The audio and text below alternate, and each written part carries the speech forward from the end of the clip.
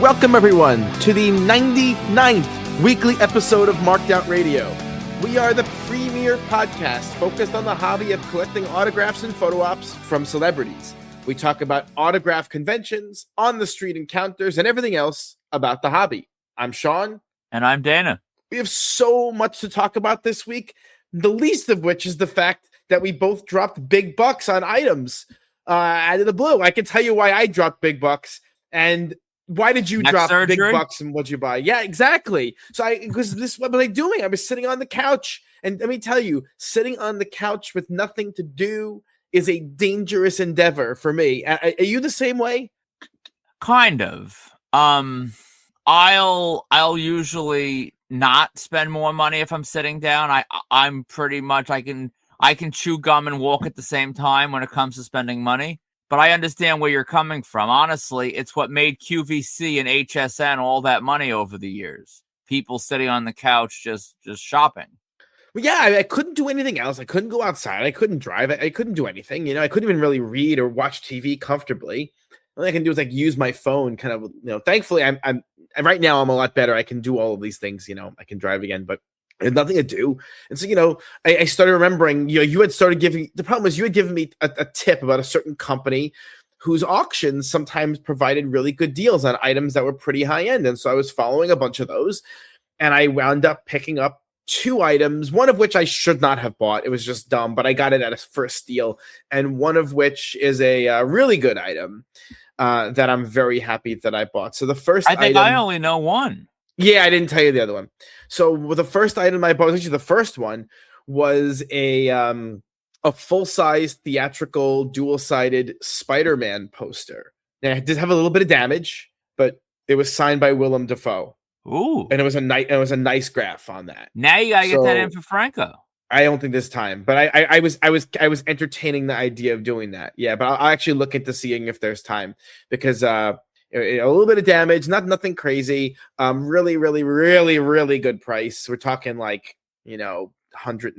or something like that. Stupid low for original posters. That's a good price. And and then the other item is not a theatrical poster. It's an art print, but a 24 by 36 art print of Jurassic Park, signed by Sam Neill, Laura Dern, and Jeff Goldblum. And the Goldblum is a full graph, not a short sig like his most recent signing. So the big 3 on a poster like that, and it's a gorgeous print. Figuring this way, I can have those 3 on there, and if I choose not to, get any of the other stars on there, it'll just be the big 3, and that'll be fine and I can do my 11 by 17 as my full cast print in case I ever needed to do that again. Wow, so that was a little bit pricier. You're considering keeping that one, perhaps just the big 3? Well, insofar as I don't know, do I really want to take and get the other one? Go try get the kids again? I don't know. We'll see. I mean, let me rephrase. If we go to a con and it's like BD Wong and Wayne Knight and the kids, I'll get both. But my point is, I'm not going to send this on a consignment to get Spielberg. That's what I mean. Here's a question for you, because that poster is just signature only. That's the way a lot of the stuff this company sells backstock was. It's just straight up clean signatures. Would you want the kids and BD and Wayne, would you want them to do all the gaga, the character names, the quotes, or would you want to match the big 3 and just keep I'd match the big 3. Yeah. I think that's usually the move, except for that guy whose signature was awful on the black phone. And I'm like, all right, add something, because I can't tell what the hell that says. That was it's just for aesthetics. It really, I got it because the print itself is gorgeous. I had never seen it before, and it was really, really nice. And it's more of a it's more of a an aesthetic piece, a decorative piece that happens to be signed, rather than just 10,000 signatures on an item kind of thing. Yeah. So and again, this was just the product of me sitting around bored, for lack of a better word. And I feel like I want to take a little bit of credit for your big boy purchase, because I definitely nudged you in that direction. I'm very happy for you, because I think it's going to be sick, and we'll talk later about why. But so what did you pick up? I picked up, before even procuring the autograph ticket to get it signed, I made my decision on the Undertaker Hasbro, and I went with the big boy purchase direction of the red card coated Taker. I think it's the smart move. I mean, it's his defining figure. I think anyway. It's I think awesome. It's such a cool looking figure. I love the way the red cards look. Just that whole aesthetic, the whole packaging. I think it's a great, like, legit. I'm not even like messing with you. It's so funny because you actually thought I was messing with you, trying to get to like needle you into buying this item. It actually is a very cool item. Yeah, it's not here yet, so like a mail truck could still drive over it in transit. So I won't fully rejoice. I actually did what I don't normally do, and I went for the mint one. There was one real little cosmetic stuff wrong with it.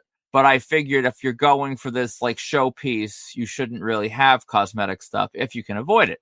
It wasn't a significant enough difference where it mattered. But I think depending on the collector, I think there's some collectors that would genuinely say the blue card gray as the rookie figure is the definitive figure or the more iconic figure. Because, for instance, I never had the red card Taker as a kid. I found very few red cards retail. I believe I had Mr. Perfect retail, like red card from Toys R Us. But I never found Bam Bam or Lex. Those were all like hobby shop purchases for like scalped prices back then. And I believe the Taker was not there when I bought the set. Or maybe I deemed it as a child, and my parents deemed it not necessary since it was essentially the same figure, just in a coat. So I never had this even loose. So it kind of scratched a couple itches here that I'm getting one of the few Hasbros I never had and getting like a centerpiece Taker piece. Now I just need to get my Fanatics ticket to get it signed. You haven't bought that yet. It hits. We have that like pre-sale, the pre-sale window that we've used all year.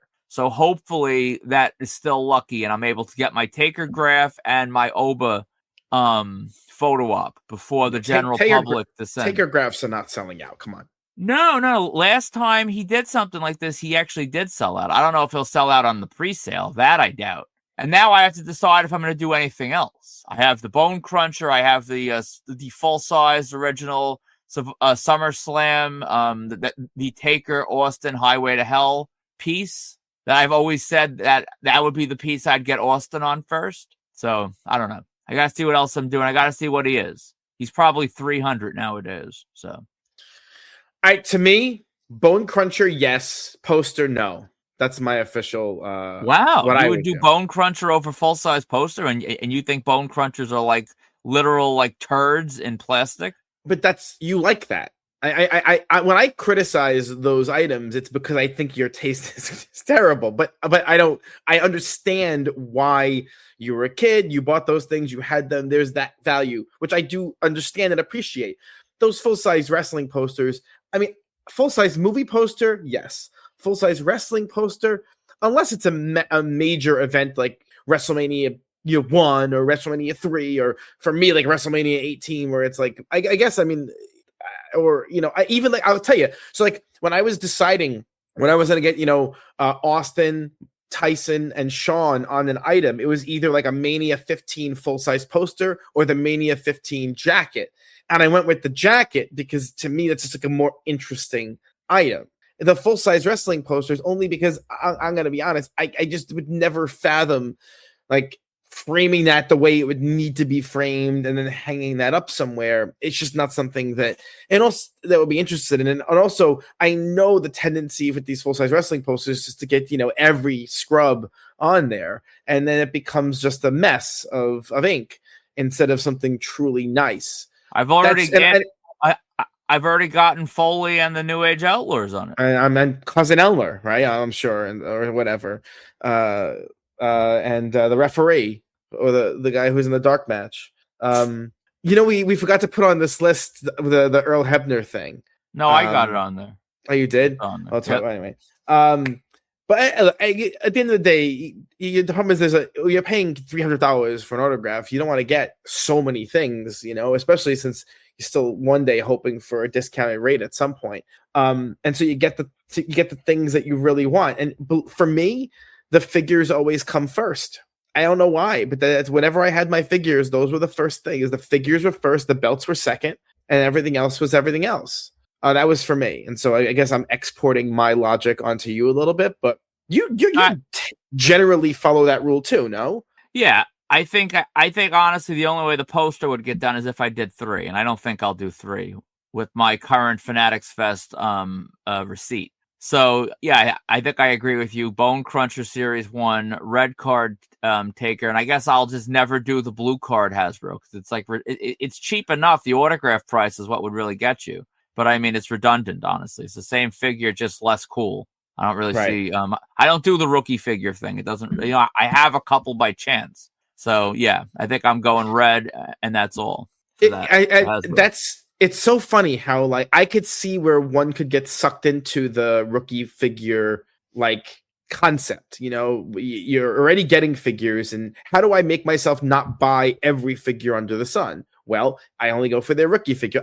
There's a logic to that I actually really kind of love, but for me it will be a hard one to follow because I kind of want the best example, not the first example. That's what I go with. That's why the red card for me is more interesting than the other one, because the red card is I would say his best. Well, for me, I'll give you an example. The Taker, I kept, of all the Taker stuff that I got signed, I kept 2 things. Do you know which ones they are? I'm going to guess the classic 3-pack, like 3 Faces of Taker. That's correct. That's one. The 3 Faces of Taker, classic. What else? If you really think about it, you'll know it. The Taker Mankind? No, very close. The Taker Paul Bearer 2-pack. Oh, signed by both. Only thing, and luckily in the package they sort of fixed that by like bending his knees. But Paul Bearer always stood like 7'3" in figure form. The body was terrible.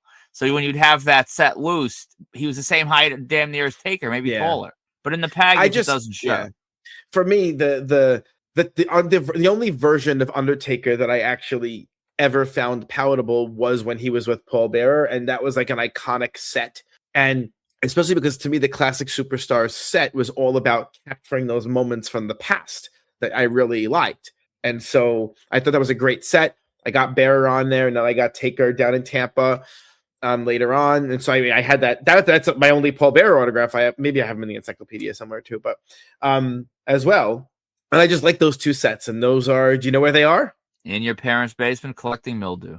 That is correct. Where they will probably be until they get ruined by some flood at some point. I haven't been down there in months. And the last time I was at my parents' house was January or February. I drove out there, maybe. So ish. Have they come out to you since? No.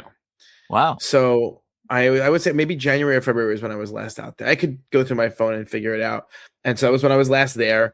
And what I was going to say was that day I was helping them with a lot of chores and, helping them. They got a new phone. So I had to do all the things, and the new laptop. I had to do all that stuff. So I actually never made it down to the basement to look at any of my stuff. So I think the last time I went down to the basement to look at my stuff was Christmas Eve. So almost 6 months ago, or 5 months ago to the day. Was when I last saw any of my stuff. So I really don't see that stuff that often, and you can go through it. Usually what I'll do is if like when Muda was coming to WrestleCon, I went down, and that's why I made a trip out there and took everything from Muda that I wanted to wipe and get redone and whatever. Or like when Liger came in, whenever I need something from that, or there was that one day when I really tried, I put a couple of hours into searching for that lost Starship Troopers poster that I dug through. I really thought I was going to find it. I dug through everything down there, and it wasn't there. So I must have left it at a show, because that was the only place it could have been, and it's not there. So anyway, my point is that I have my 2 things for Taker that to me best represent like what I liked about his career, and I'm done. I don't need that, but I do see why you might want to get his first ever figure, if that's because it's a way. I think it's a way for people to resist buying. Well, I have to get the Ultimate, then I have to get the Elite with the thing. All these, every costume, every special. It's just a way of keeping it to one. I do appreciate like the psychological component of that. I agree. So speaking of psychological components, You and Ira hit New York City this week. We did. Where I was going with that. Your goal was to correct something that we missed when we went out after God, what night was that? After what show? Chill Out. It was after, that's right, after Chill Out. So we ended up missing. We went for 3 people. We got 2. Did you correct your miss? I called an audible on the street and I didn't even go to where I was planning on going. I'll take you through the day as best I can, because here on Marked Out Radio, we do not blow hippos. I mean, speak for yourself. I'm just kidding. That little hippo at the zoo in Thailand. Tell me you would never mind. Go ahead. What's your anyway? Anyway, so this was during the LIRR strike, which lasted all of, like, I don't know, 69 hours or whatever it was, and I didn't just use 69 as the number because of blowing hippos. But anyway, that complicated my travel ever so slightly. My original plan was to pick up Ira, and I was going to then leave my car in Long Island City and take the subway, that's one of my little little Long Island sneaks of, like, not, if you don't want to drive all the way in, you don't want to take the railroad, that's like the easiest way. It's like a 1 subway stop from there to Grand Central and you're in. But there was apparently a Bangladeshian parade that day, and it was going to take me an hour to get from Ira's place in Queens to that spot in Queens, whereas I could drive into Manhattan in 30 minutes. Granted, that would include a toll and the congestion pricing hit. But when you're chasing combos, sometimes you got to pay the piper. So I did it that way. I found free parking, and Ira and I began making our way to the first spot. Of course, as we're walking by St. Pat's, we see what it was, either a parade or an FDNY funeral coming out of the church and heading down the street. So Ira and I had to outrun the parade. I think it's bad form to sort of cut off the parade midstream and, like, run through the crowd of, like, dress blued firefighters to get to the other side of the street. So we sprinted. It's quicker than the parade, which isn't really saying much, and we managed to sort of loop around it, which was nice. Did you ever have to do that before? I have not. I cannot say that I have. Okay. So we got to the first spot, which I won't go into any real detail.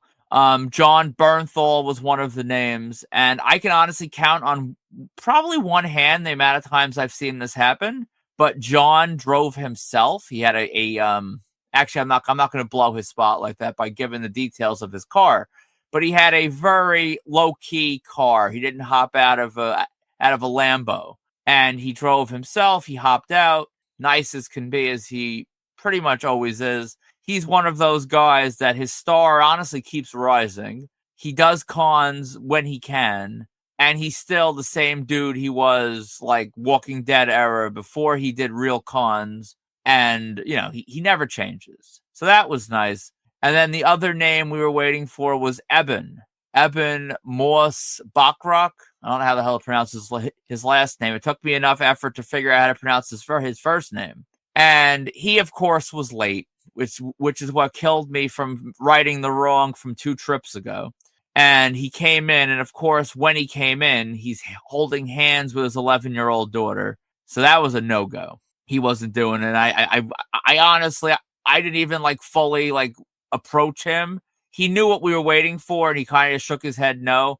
I do respect when they're with, like, a younger child and they're holding the hand and everything. They don't want the kid in the photo.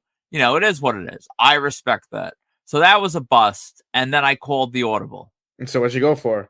I went for Hugh Jackman and Sepida. I think that's how you pronounce her name. Sepida. I think that's how it is. Sepida. Luckily, I didn't have to say it. From the Pit. That spot is very short-lived. And I figured, honestly, I'm a little bit paranoid after the miss we had on the name that we're talking about. So I kind of want to try that as on the reverse, if you know what I mean. I don't want to do another. Yeah. So I didn't want to do it as an after event thing. So I went down there for that. So we went down, Ira and I, small, off the beaten path kind of location. We scoped out the building. I realized I'd been there like 15 years ago. I didn't, after all these years, who the hell, I don't remember what these places I was at, were called. When I'm standing on the street, I recognize the scenery, and I'm like, oh, I was here before. But anyway, we scoped it out. It was an easy, easy spot, one door. We went and got pizza at apparently the pizzeria that everyone famous frequents. There was a wall of fame, or a nice shrine to the combo gods on the wall, and Leo DiCaprio had 19 photo ops in there, and Dash Mihok, who you made fun of and said wasn't really a big name, and who cared about Dash Mihok? Well, he's on the wall of fame of a pizzeria, so take that. I look, it's better than I do. Yeah, I mean, it certainly beats and they probably, I wonder if they comp these celebrities on their pizza. Probably not. But anyway, so we waited around. We saw nobody random. The witching hour came. We moved over there. And the people at the spot were like, oh, it's going to be an hour until they come out. We kind of thought that might be a lie, just to sort of clear the street a little bit. And maybe a quarter to, I'd say around a quarter of the people are more sane than the rest of us. And they're like, yeah, we're good. Let's go. And they left. But a lot of us remained. You had the middle-aged women for Hugh Jackman. I guess the middle-aged women also for Sepita, because I think the Pit and the Hugh Jackman fandoms kind of exist in the same little Venn diagram. Definitely. Yeah. So it actually was an hour. It was a legit hour we waited. They came out nice as can be. Got what I needed. Well, I didn't get what I needed because I actually need more. But I got what I was able to get in that instance. And yeah, the problem was that hour completely killed any chance of doing anything else. So we headed back uptown. We hoofed it from the subway stop to the car, and we got out of town. It wasn't half bad. It felt good to be back. I'm glad I'm keeping my New Year's resolution, and I will be back in again this week doing something else, tying up some odds and ends. You're I mean, you're really, I think you've been in more times in the past couple of weeks than you had in the past couple of years. Yeah, I mean, life happened, I guess. COVID kind of broke a lot of habits after years of not doing it. You're like, okay, but it's fun. I regret it. I regret Clooney. I regret a lot of things we didn't do. And yeah, I mean, not doing Clooney, not doing Pitt, not doing the 8 million times Radcliffe has been out. And now we passed up Radcliffe. He's done, right? I wasn't sure if that meant he was done or he was just done in terms that it was one of the every show run. There's 7 or 8 things that happen. Oh, someone grabbed his testicle and they've stopped, and he always comes back for another round. I don't know if he's done with this run. Oh, then he might be. Because I believe his role is being taken over by someone else, at least for the next few weeks. I don't know what's going on there. But yeah, there's a lot of big names that we missed out on. You know what it is, though? If it's even somewhat chaotic, it's my understanding for Jackman, it wasn't chaotic at all this time, right? Surprisingly not. It was. You did take hilarious video of that woman telling him her life story, though. Yeah, I needed to. Yeah, Jackman is not Jackman. Daniel is done. He's replaced by someone, and then they're replaced by someone else after that. So he is done for all intents and purposes. Yeah, I mean, we should have gone in for that. I already have the photo, but I could always use another, and I know you need them.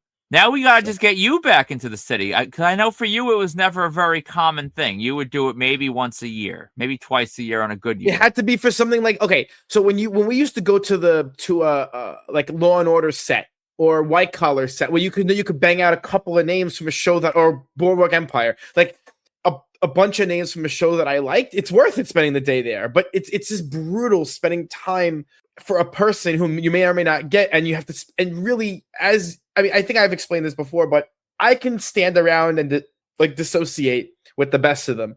Just stand there and whatever, fade into oblivion. But the thing that makes me crazy is the other graphers, just being in their presence. Even people who I know, even people who I like, just their peripheral anxiety makes me insane. For example, when we were at the one spot, that one night when we after chill out, and Jerry was standing next to me, and I'm fond of Jerry. I can tolerate a lot of his eccentricities, but his anxiety at these spots where he's like repeating himself 100 times, and I wonder if this is gonna happen. I wonder if this is gonna happen. And I just wanted to be like, get away from me. Stop repeating yourself. It's making me insane. And then like, what ends up happening is they end up bringing they find these like strays, and then they bring them along with them who are also insane. So like Jerry had that woman with him, and she was nuts. And then she would also whisper things in my ear. And he's coming now. He's coming out. Is that him? I'm like, just stop talking to me, please. I can't handle this interaction. And I know that makes me strange as well, because that's what like just bothers me. But I'm pretty good at not letting the circumstances of a given situation raise my anxiety level. The thing that raises my anxiety level is when strangers talk to me. It's just, I don't like it. I just don't. It makes me nuts. And so in those circumstances, you can't avoid them. You just can't. Or when people like act weird or misbehave, like when we were waiting for Jack Black that time, and like those women came and they refused to join the line, and so they put down little chairs across from the line, and they made like a big show of not joining the line. And I was like, I want them to get hit by a bus, because it's just people who violate like social norms in public, or who are like just rude. It just makes me crazy. And I think these graphers sort of by definition have no social graces at all and are just rude. And so it's very easy for me to be driven up a wall very quickly. So even like at the rails, you had helped position us. We had great spots at the rail, right? That one day.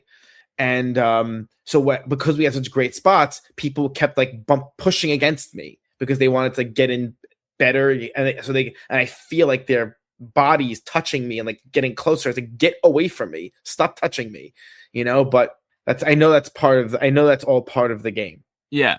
And just to wrap this up, back in my NYC undergrad days, I would do this sometimes 4 or 5, hell, on a good week 6. I'd come in on a Saturday to do stuff I couldn't do on the weekdays. So this is something I've done. Like, I've done it more probably in a week than you've done it in your entire life. So for me, this is like, it's like riding a bike. These things, I understand why they bother you, but they don't, like, I don't feel the same way. When you fail completely and you have to travel home, then that sucks. But I mean, I actually find like that rush, that anxiety of waiting at the spot, it's fun to me. Like, I actually look forward to doing it.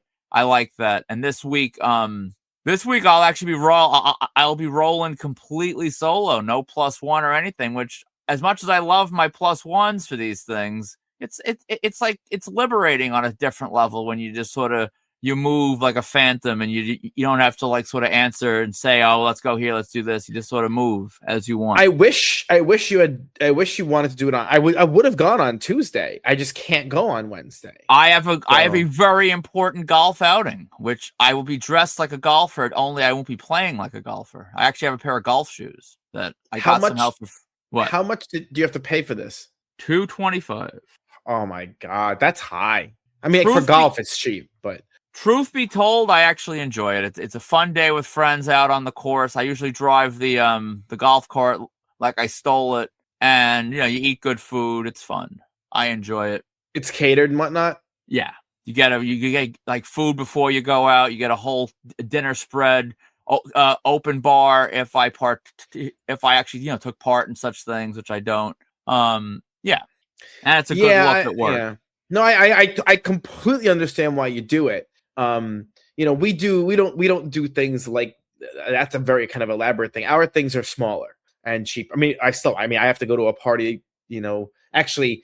So I haven't even told you this yet. So the night that we're leaving for Altoona, probably 3:00 in the morning, right? Yeah. I have a party. My work party is that night. So I'm not getting out of that work party until like 11 or 12.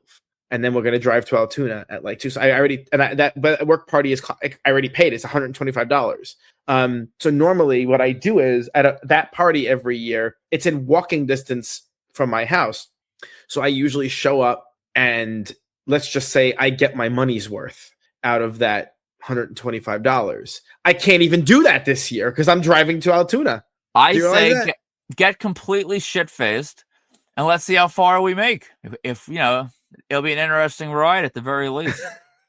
Look, if you were driving, I would say whatever, fine, I'll have a good time. But you're not even. I got to drive, so I'm not gonna. Are you going to need me to be? Are you gonna need me to be awake for this ride? I mean, that's the rule. You have to be awake, but that's not. I've never been, but okay. But so what the first time for everything. What I will do is I'm not going to stay out until midnight. I'll leave at like 9 or 9:30. I'll try and get a couple hours sleep, and then we'll be fine. So don't worry. Explain to all your people from work that you got to go meet some wolf cubs out in Altoona, and you got to leave. But like I'm sort of infamous for because it's like the running joke because everyone else has to drive, or take an Uber or whatever. I literally it's a half mile away, so I walk to this place. And so everyone knows, so I have no like constraints. I'm not even gonna say on the air. I go overboard for these things. So the past couple of years, kind of on purpose because I can. And this year is just it's gonna be very different. I'm not gonna be able to even go under. No board will be had there because we committed to Altoona. Actually, what that means is I have to before I leave this week for my other trip, I have to get all my items for Altoona ready. I got to dig them all out and organize them because we're gonna go right. It's gonna be right there as soon as I get back. Yeah, I was gonna say let's just skip Altoona. You can get drunk, but no, it's not. I am so excited for I have my Empire Record. When you see all the other Empire Record stuff that I got, yeah, it's a lot of things. A lot of cool stuff, and I can't hardly wait stuff that I'm getting. Peter Facinelli, I made the decision not to get the items for the 100, which I'm gonna regret, but whatever. You know what the problem is? The item for the 100 that I would want would be the Clark and Bellamy Funkos, but getting those mint, they're rare, so they're like $100 each unsigned. There's like someone was selling a Bellamy damaged for $75, and I just refuse on principle. But I feel weird because those guys never do cons in the U.S. They're rare, and I like the show, but I did commit to not buying more Funkos, and I'm sticking to that commitment. That was like one of my New Year's resolution things. Look at us sticking to our resolutions. We are. It's funny, but we are. You reducing and me falling deeper into the excess. But there's certain things that I think are reasonable. Prints and posters and things that ostensibly could be hung up, or reasonable decorations, or stuff like that. I don't mind having those items because they can be stored more easily. I do want a better storage system for my posters than what I have. I think those Christmas wrapping paper thingies, they cause stuff to get a little damaged. I really want to try figuring out how to store posters flat. I got to figure that out. There's nothing to figure out. You have to buy the Atoya full-size poster. They like have that $200 each. They hold like 20 posters. They're expensive. Can you add more pages to the book? That I don't know. That is a good question. Because if you could, then it's worth it. But if you can't, then it's not. Yeah, that I don't know. But what I really need to do is do that. I mean, how many do I really have? I probably have if I really went through maybe 80 to 100. I don't have that many, but some of them are really valuable, You'd be dropping $1,000 on the Atoyas in theory, but I mean, it's worth it if you want to protect these investments. And keep them forever then and not have to worry about, first of all, the space that these stupid bins take up, and also that eventually stuff gets ruined. I don't care how nice you are with it. So I really ought to look into that. In fact, because it's pouring outside, I'm going to look that up after the show we've finished recording it. And I might as well spend more money. You're sitting on a couch, your neck is still, but here's the thing, and this is the thing. My dad was very into telling me this stuff when I was younger. There are certain things that are worth spending money on. He said, if you really like having a nice stereo, it's worth buying the nice speaker wires, buying the nice mount, buying the nice power surge protector. So this way you're able to fully enjoy the thing that you like. You just make sure that you don't cheap out on one aspect of it. Every aspect is quality, right? And then there are other areas of your life where you can, skimp out if necessary. But that if you really like something, it's worth getting the nice components of it, because what's the sense of having this nice, because look, we know these people, I mean, you're one of them really, where you have really nice items that you kind of just store haphazardly. And to me, I am kind of like that too. And it's something that I'll regret in the future if I don't handle this the right way. And I think you're starting to realize that as well, because then when you see stuff get damaged, it's upsetting, Agreed. And when you get to, and look, tell me I'm wrong, but when you organize those shelves behind your head with the figures the way you like them, the nice ones, it feels good, right? It does. I don't have to worry anymore. Where the hell is that? Did that fall behind the shelf and it's damaged? You just have it. It's there. It's good. And it looks good. So when you look at it, there's a certain pride that comes from that as well. So I that's something that is something that's important, and I want to handle that. Get my full size stuff taken care of. So I'm gonna look into that. Maybe that'll be a project for this summer, even though this summer is so stacked already. And I would like to do more city days over the summer. I mean, why not? Right? I'm down. Granted, my summer's not exactly your summer in terms of freedom, but I'm down. I'm down for the evening stuff. And also, I mean, Saturdays and Sundays are whatever. Because for me, there's no difference between a Saturday and a Tuesday. It doesn't make a lick of difference. Are you one of those people? You don't actually. Like for me, I frequently will forget what day of the week it is over the summer. Yeah, I've been there. Honestly, even going to work, I sometimes forget what day of the week it is. No, work, I'm like hyper aware. Believe me, hyper aware of what day of the week it is. But when the kids ask me if it's an A day or a B day, I kind of just guess, and I figure I got a 50-50 chance of being right. Well, yeah, and it's funny because it is funny because my freshmen in the morning are also on this weird like odd even day kind of thing. So they'll always ask me, is odd or even today? I'm like, I don't know. Like my day is basically the same regardless. It's you matters for you. Because like I have the way it works is my freshman classes are 1 and 4. And then on even days, the period 1 freshmen are there for 1 and 2. For odd days, the period 4 freshmen are there 3 and 4. So like on odd days, I'm off 2. On even days, I'm off 3. Right. And so I'm either 1, 2, 4 or 1, 3, 4. That's my schedule. But it doesn't matter to me because what I do on, let's say, day 1, period 2, I do the identical thing on day 2, period 3, or vice versa, whatever. And so I do the same thing back to back. So when they're like, well, doesn't it matter to you? It's like, no, because whatever I did yesterday, I'm doing today in that spot. So it doesn't matter. I don't care. It doesn't affect me. To them, whether you show up to me or to phys ed, that matters, but to me, it doesn't matter. And they like, I'm of no use. I'm of no help when it comes to that part of the schedule. So anyway, that's probably no one is interested in that, but it is true that I sort of just lose track of what's happening what day. All right. And speaking of being able to lose track, what a crazy week we had on the marked out autograph collecting community. I'm going to make a bold claim that this was probably the busiest week ever in terms of the number of impressions, the amount of moderation we had to do. It was a crazy week for the marked out autograph collecting community. I mean, we were just I'm a little bit behind. I'm a little bit backlogged on listening to the old shows, and I just listened to the show where we crossed 6,000, and we're about to cross 6,400. And it was only a couple weeks ago, so we're 100% gonna hit 7,000 by the end of the summer, if not by July, right? I mean, this is like the speed with which things are growing. I love it. Oh, we already rolled past 6,400. I was wrong. Yeah.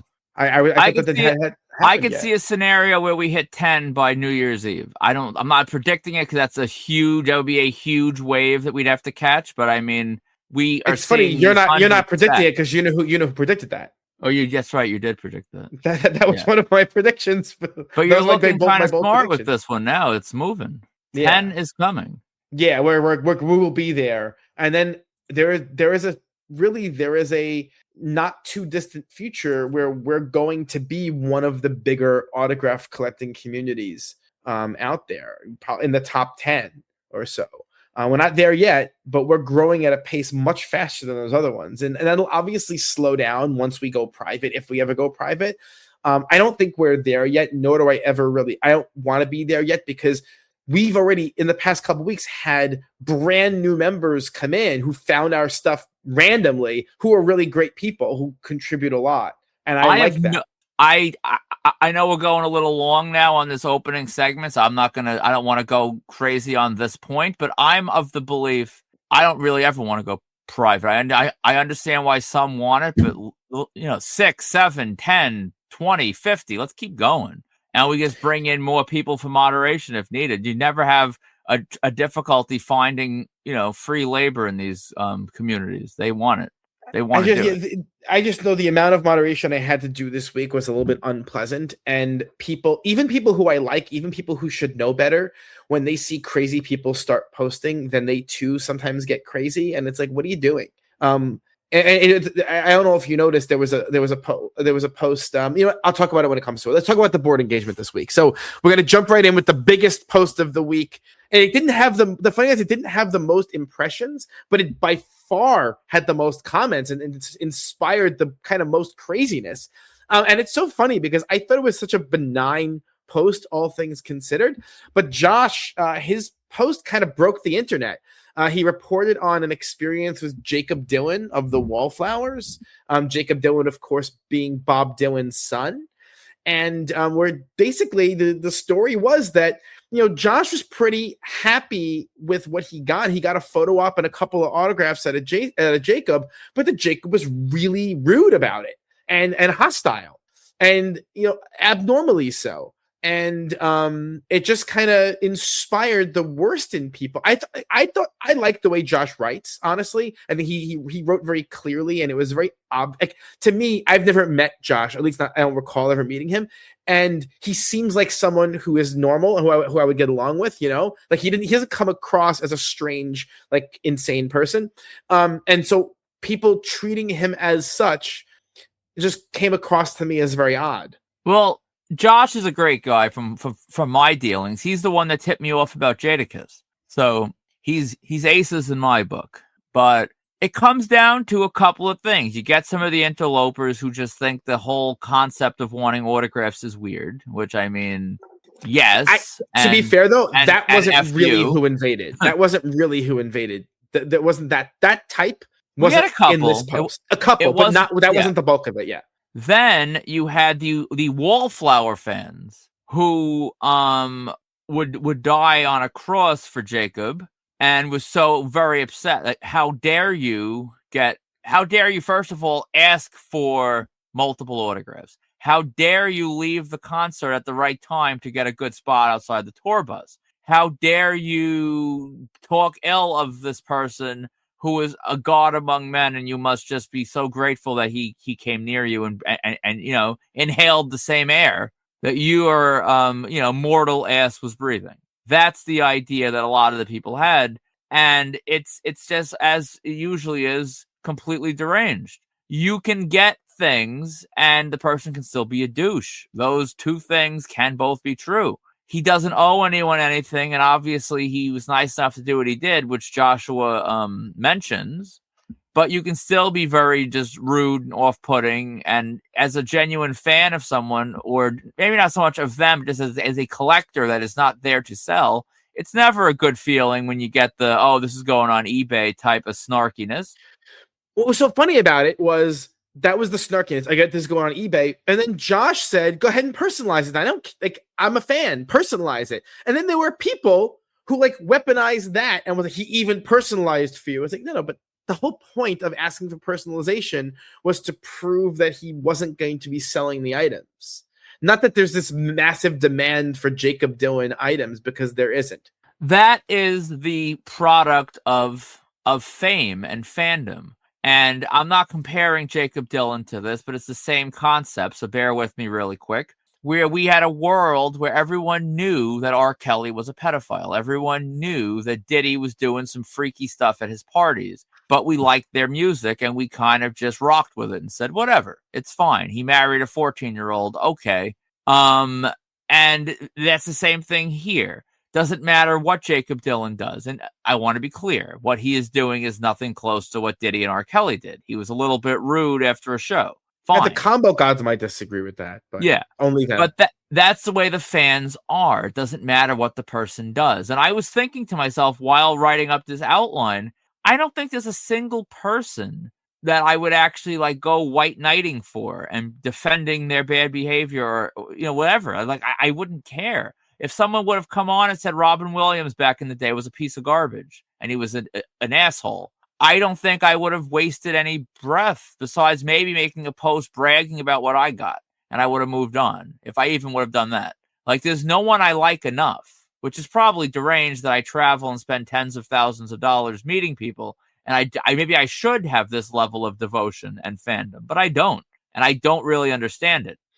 It's such a funny thing. Like, there are people, because it's funny because the show that I was listening to this morning, while I was driving a little bit, was if you could combo it up with someone who is alive or dead. And I had mentioned that, my interactions with Roddy Piper were like really fun. And I think there are some interactions that are just really fun, even like, for example, I will always speak fondly about Joe Manganiello, right? Because when he saw that I had an expensive cast piece that we got when we got him in public, he made sure to like take that to the side and protect it while he was signing it. You know what I mean? Or he did that on purpose. It was very obvious he did it on purpose. There are people who are like that, or like when what's his face? We got him at the secret spot.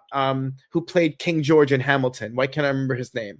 I'm blanking as well. I can see his face. Yes, as well. This is so annoying. How Jonathan Groff.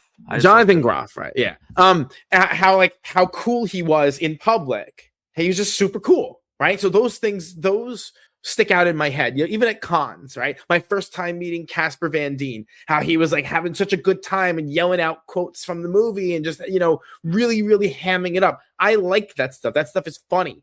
Or John Cena, when I asked him that first time when I first met him at the con and asked him to write that obscene quote from Peacemaker, and he like cracked up and just did it, even though he wasn't doing quotes, and had a good time with it. Those are very memorable to me. And I think that there is something for having a quick hit that is fun and that where you have a positive interaction. I understand that.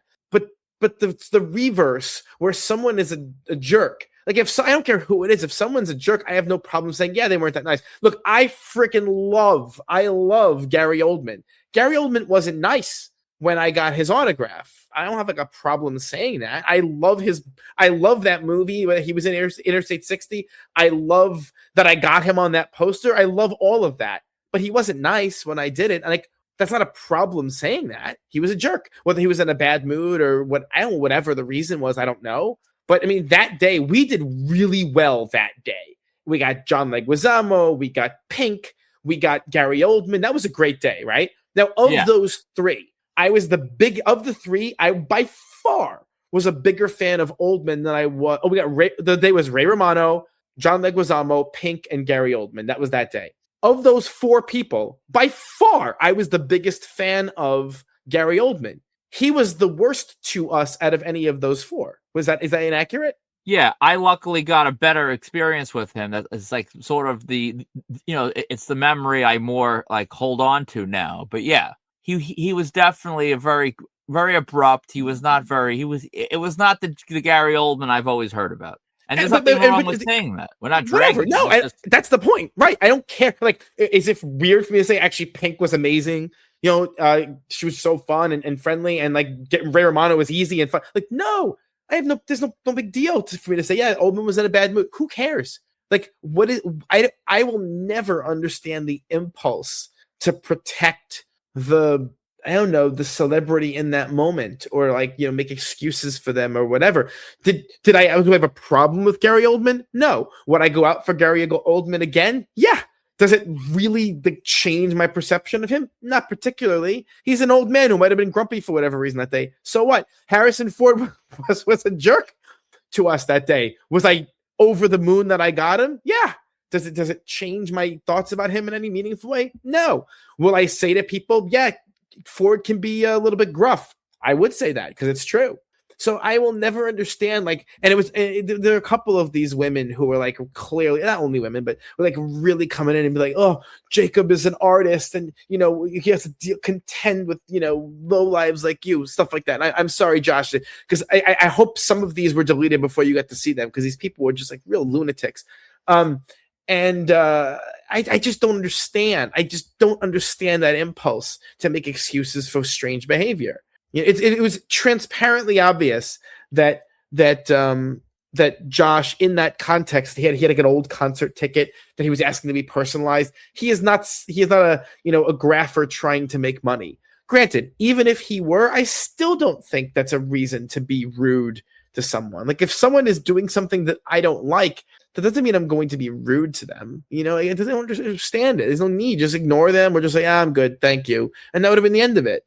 But that Jakob Dhillon was rude, and then other people came in and backed up and had similar experiences. And by the way, other people we know, and we also know they aren't like lunatics or jerks in public, came out and said they had similar experiences. That's enough for me to validate Josh's experience. Yeah, it just comes down to the belief that if a celebrity does something for you, they could spit in your face and kick your toddler, and you anything short of thank you so much for doing this for me is met as being ungrateful. When you can be grateful that they did what they did, but also just being truthful and detailed in how they treated you as far as the social interaction aspect of it. You're not owed any positive interaction, but they aren't owed you to sort of hide the negative interaction. It's just part of the story. It's part of the story. And I think that, but that is a little bit what separates Marked Out from a lot of these other groups. A lot of these other groups, you drop the photo op or you drop the autograph and you move on, right? You know, yeah. I love Rack. In terms of my group browsing, Marked Out is number 1, Rack is number 2. That's what I browse during the day, right? Rack is not like that. Rack, if people get a hit on the street, they post the graph and that's it. And they move on. That's it. No one wants to hear the story. What I love about Marked Out, and I really like about the people who post on Marked Out, and this is a vibe. I think you kind of, I'm going to go ahead and go. I think you kind of created this, the report, the report as it is right now. I don't think people were doing them before you were doing them. You kind of started it. You started it, and then Steve jumped on, and then Steve created narratives, and then a few other people started doing them. I did them, you know, back in the day. Lanza did them. Then other people started doing them, and then it kind of became the culture of our little crew to do them. And then as more and more people started, you know, interacting with us and joining our circle, for lack of a better word, more that became the norm and the culture for our group. So much so that when someone drops a photo or an autograph and doesn't have a story attached to it, you kind of like, oh, this is not interesting to me. I don't care about this. Like, the story is what makes it interesting, you know? And obviously we joke about, then kind of Linda and Vin took it to the next level about what meals and all those other things. And I love that stuff. It's just interesting. It's funny and it's interesting. And because it gives you an insight into what happened that day and the circumstances beyond just the result. And the circumstances, it kind of lets you live vicariously through them a little bit. You know what I mean? Yeah, the story makes it, in my opinion. I just like it. And so I think that's what I liked about Josh's post. He could have just posted his photo op and his autographs, and he could have said, got Jakob Dhillon, this is what I got. And you would have been like, wow, Jakob Dhillon, he racked. What a cool thing. But that's not, first of all, it's not true. And second, it's not interesting. And Josh's story made it interesting. It gave us a little bit of insight into now the complexity of Josh is a fan of his music. He was at the show, right? It kind of changes the texture of that fandom a little bit. Is that to say you suddenly start disliking his music? I don't even think Josh would say that. I think it's complicated, though. When someone's a jerk to your face, you kind of go, huh, that's interesting. I wonder, you know, how do you reconcile? Do I still want to remain a fan of that person? Is my fandom tempered a little bit? Do I not care? There are some people who let it slide off. They don't care one bit. Or there are other people who say, I'm never listening to a song again. I think it's complicated. Definitely. Class 316, you know, the guy, you say what you will about him. He's a draw, right? And he dropped another one today, which we'll get to in a bit. That's already up over 10,000. When he posts, he draws heat. He does. And so he posted and a shot with Nick Cage. I believe this was an updated shot because his previous one had a hat and shades or something. Beard. I lose track. It was bearded. He wanted a non-bearded Nick Cage, and so this time around he got Nick Cage. Nick Cage was around at a bunch of events, and a lot of people. I saw a lot of people getting Nick Cage. You had sent me videos too on Instagram, right? Yeah, he was doing it at the hotel. He was doing it at the premiere. He was pretty accessible. Yeah, and so Class got Nick Cage, and Nick Cage's street graph is one of the worst things ever in the universe. It's basically just a V, right, or more or less a squiggle or a V, or and a sine wave almost. And yet Class drew a ton of heat for just getting a normal combo with Nick Cage. Yeah. And it shows where we're at now in the hobby, where people can sort of look their nose down at a street graph when, 15, 20 years ago, like Al Pacino's street graph was the graph. People got better ones, as you always do in life. People get luckier, better situations, and they get something a little nicer. But I have several street graphs from Al Pacino that are essentially check marks. And, prior to him doing these sit-down privates, that was his graph. And maybe you could be a snob and say, oh, I wouldn't want a graph like that. But if you wanted an Al Pacino autograph in your collection, that's the graph you could get. That was it. Now we have these the ability to be snobbish about it.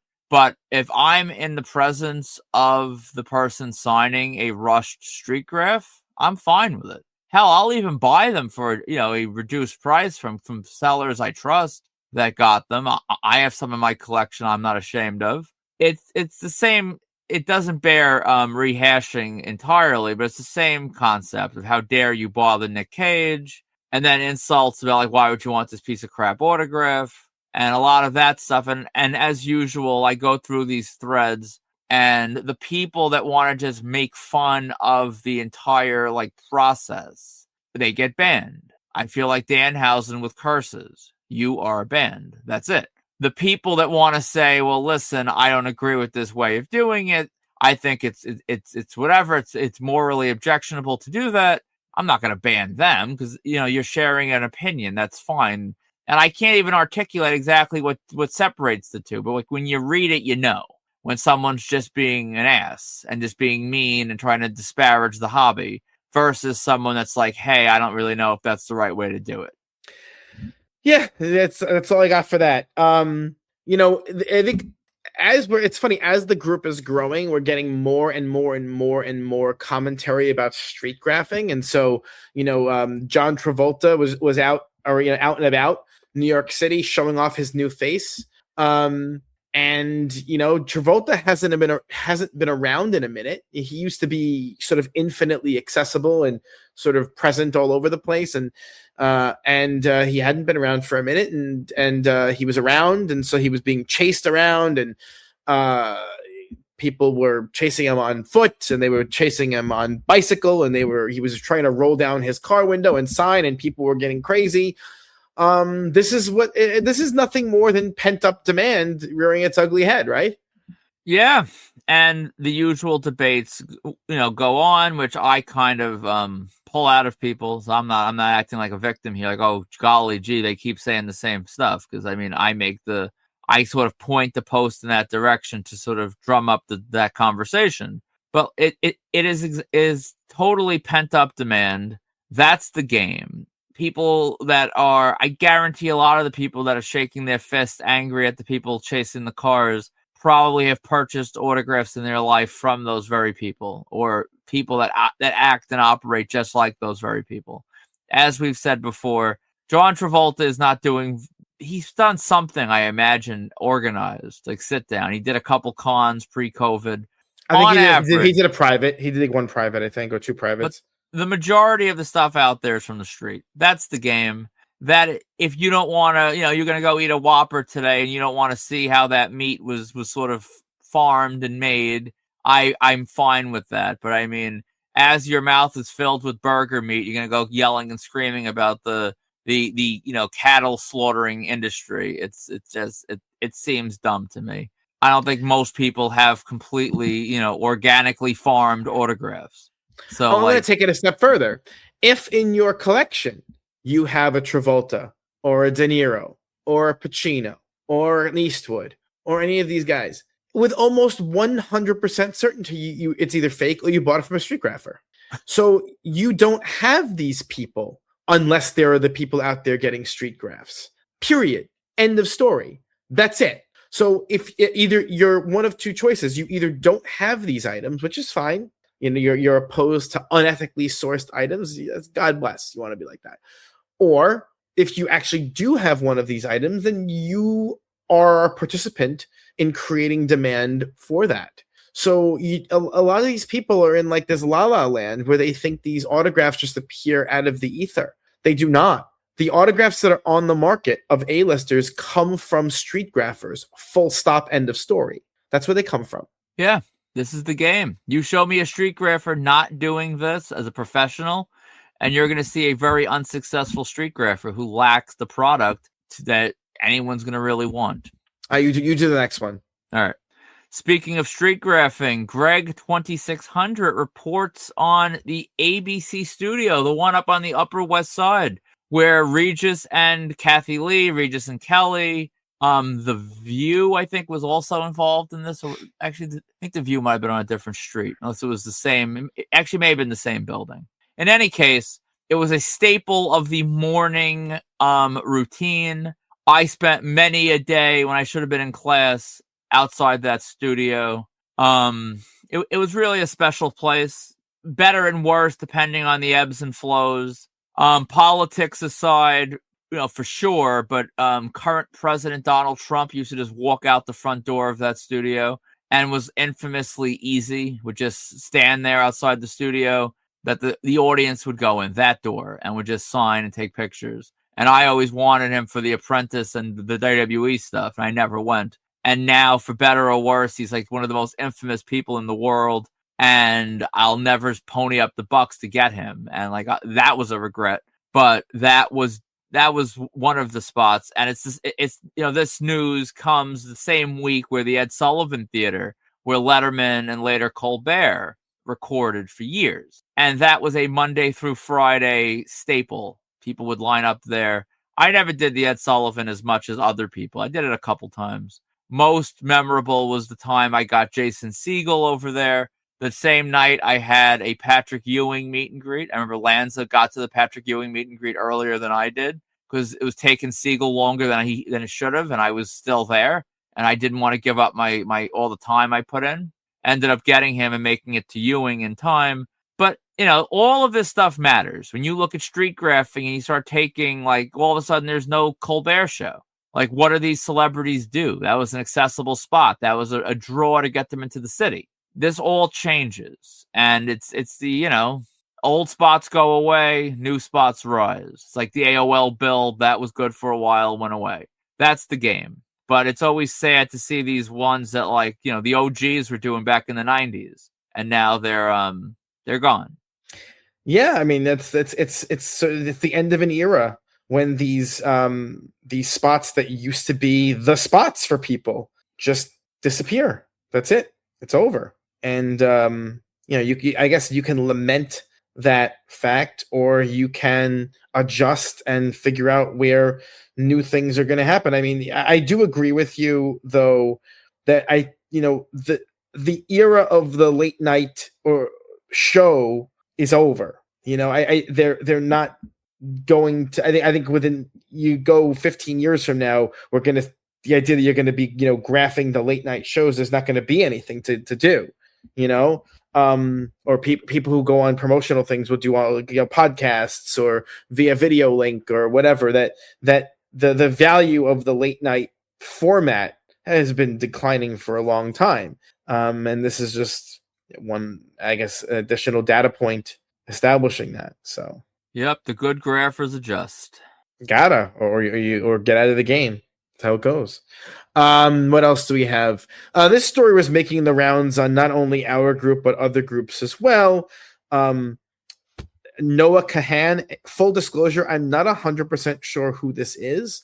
Same. But the fact that it made the rounds on the groups means that he's someone, at least somewhat in demand. He sent out, I guess he did autographed CDs that the people were looking quite a bit forward to them. Either he's a tough signer, I'm not really sure, or he is just very in demand at the moment, or some combination thereof.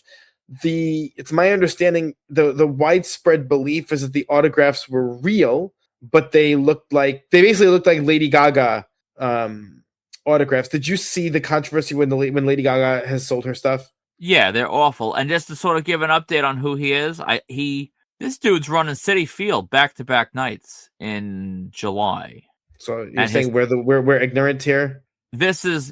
You are joining me now on the Chapel Rowan side of being unaware of someone that is clearly he's running stadiums. So I don't know why I don't know him or you don't know him. I'm actually more surprised you don't know him, because if it wasn't hip hop in like the last, from 2008 to like 92, I don't know much of it. So, but yeah, he's a big name. What's the style? Do you know? Did you look it up, or you have no idea? Vermont-based singer-songwriter, folk pop. Yeah, I don't know. I guess I'm like vastly ignorant on something like this. I mean, I guess, dear readers, should we know who this is? Should I care? Maybe he's really good, and I'm just missing out. But in any case, I think people were surprised that he did a signed CD. Maybe they thought he was bigger and didn't have to. But then, Gaga is pretty much as big as it gets, and even she did them. So hell, Taylor Swift is literally the biggest artist in history, and she still did them. So I guess size like that doesn't really matter. But anyway, his autographs came in, and some people were ecstatic. Others were like, "What is this check mark?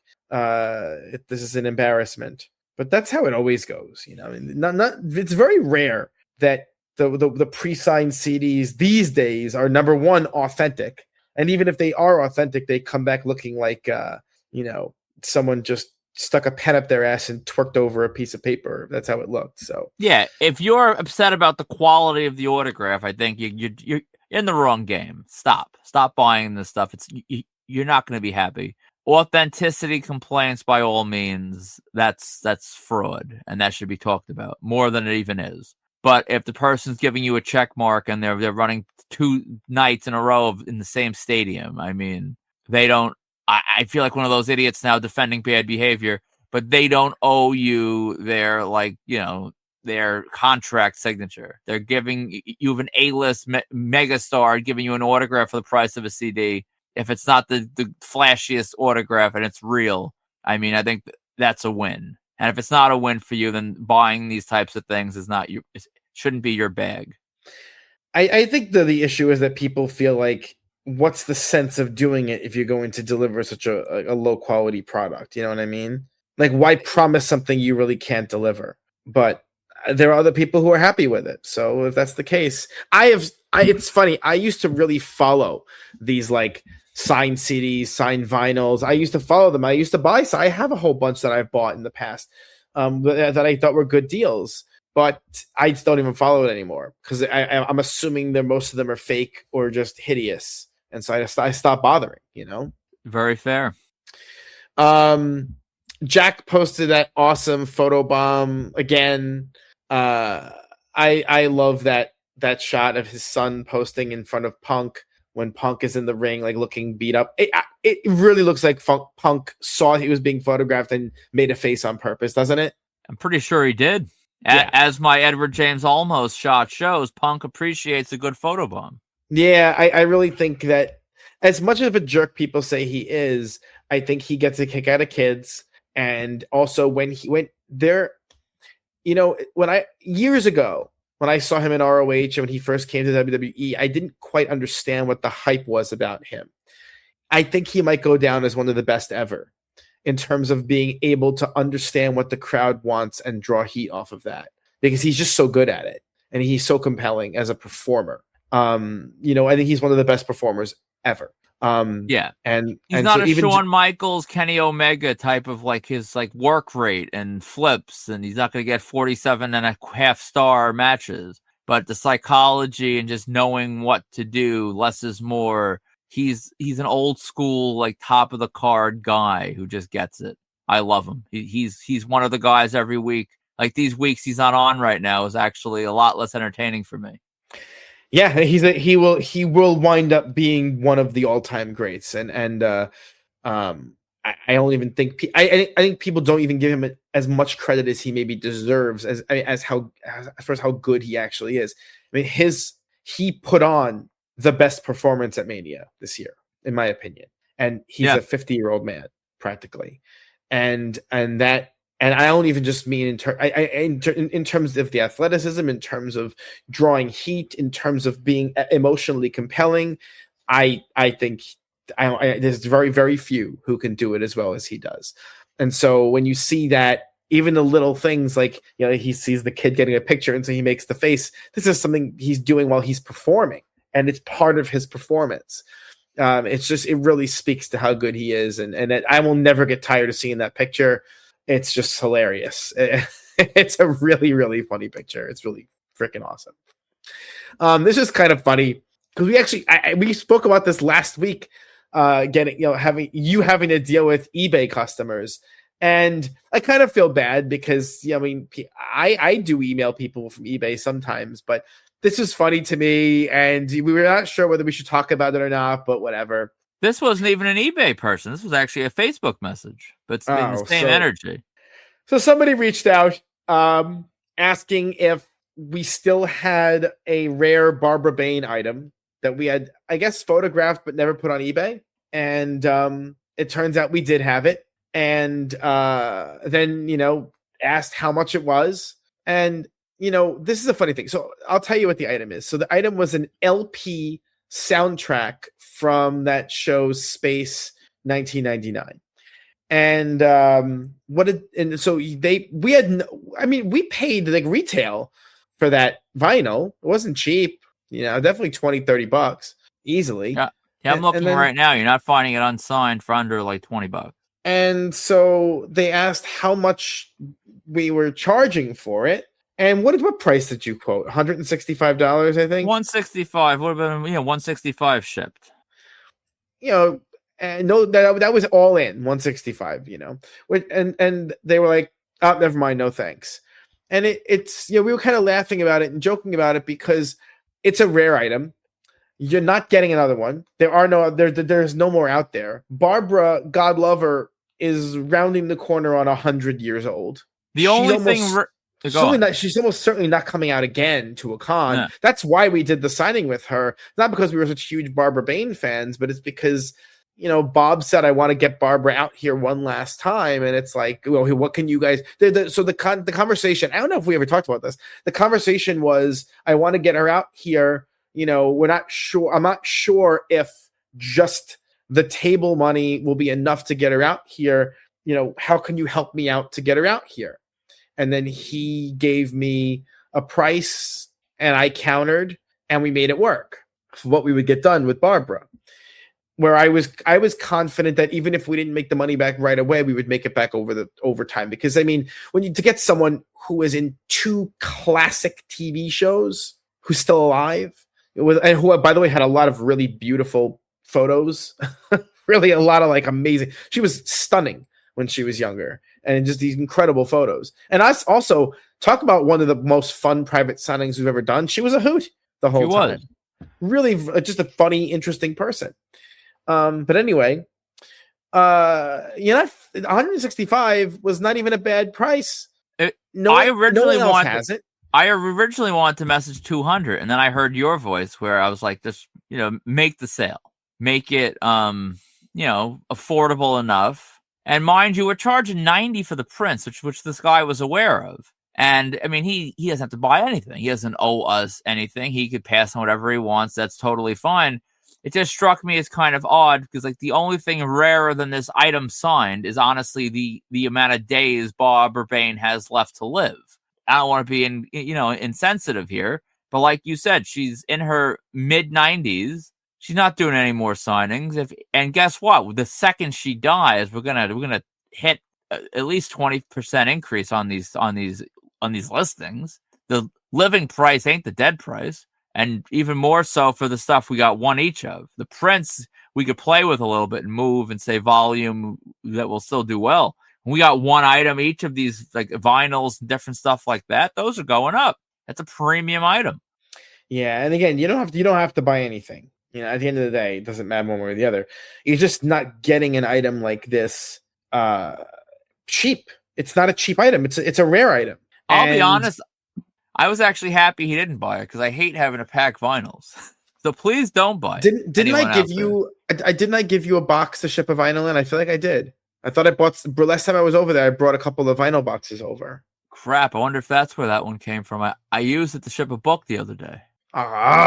Books are easy. Vinyls are hard. Come on. I might have a couple more. I'll see. I actually might Maybe have that wasn't yours. That might might not have been yours. I don't know. I found one, and it was like serendipity. I'm like, whoa, this will fit this weird sized book. I put some cardboard in there. Last time I was over there, I'm pretty sure last time I was there, I brought a couple of the vinyl boxes over because I had got a few, and I thought maybe this is all in my head. I feel like I did that though. Anyway, I think you did. But regardless, it just speaks to the fact that people. I don't want to ship it. So when you're running a retail operation and you're like, oh come on, what do you think you're going to get something that's rare for? I'm not asking you for $1,000. But 165 when you factor what we paid per unit for Barbara, we had JSA witness, we have a rare item, we deserve a little markup for it, or else I'll hold it forever. It's a cool item, man. Like I have no. If you're a fan and you want that, you're not getting another one. We're not lowering it. So this is our commitment to not dropping that item below 165. We put it on eBay 199, right? Exactly. All right. That's decided. There was Marked Out has largely, aside from a couple of users who we do appreciate and who post their card collections and things, we don't really, because neither of us collects cards. And I was never into autograph cards, and I know autograph cards are such a huge market.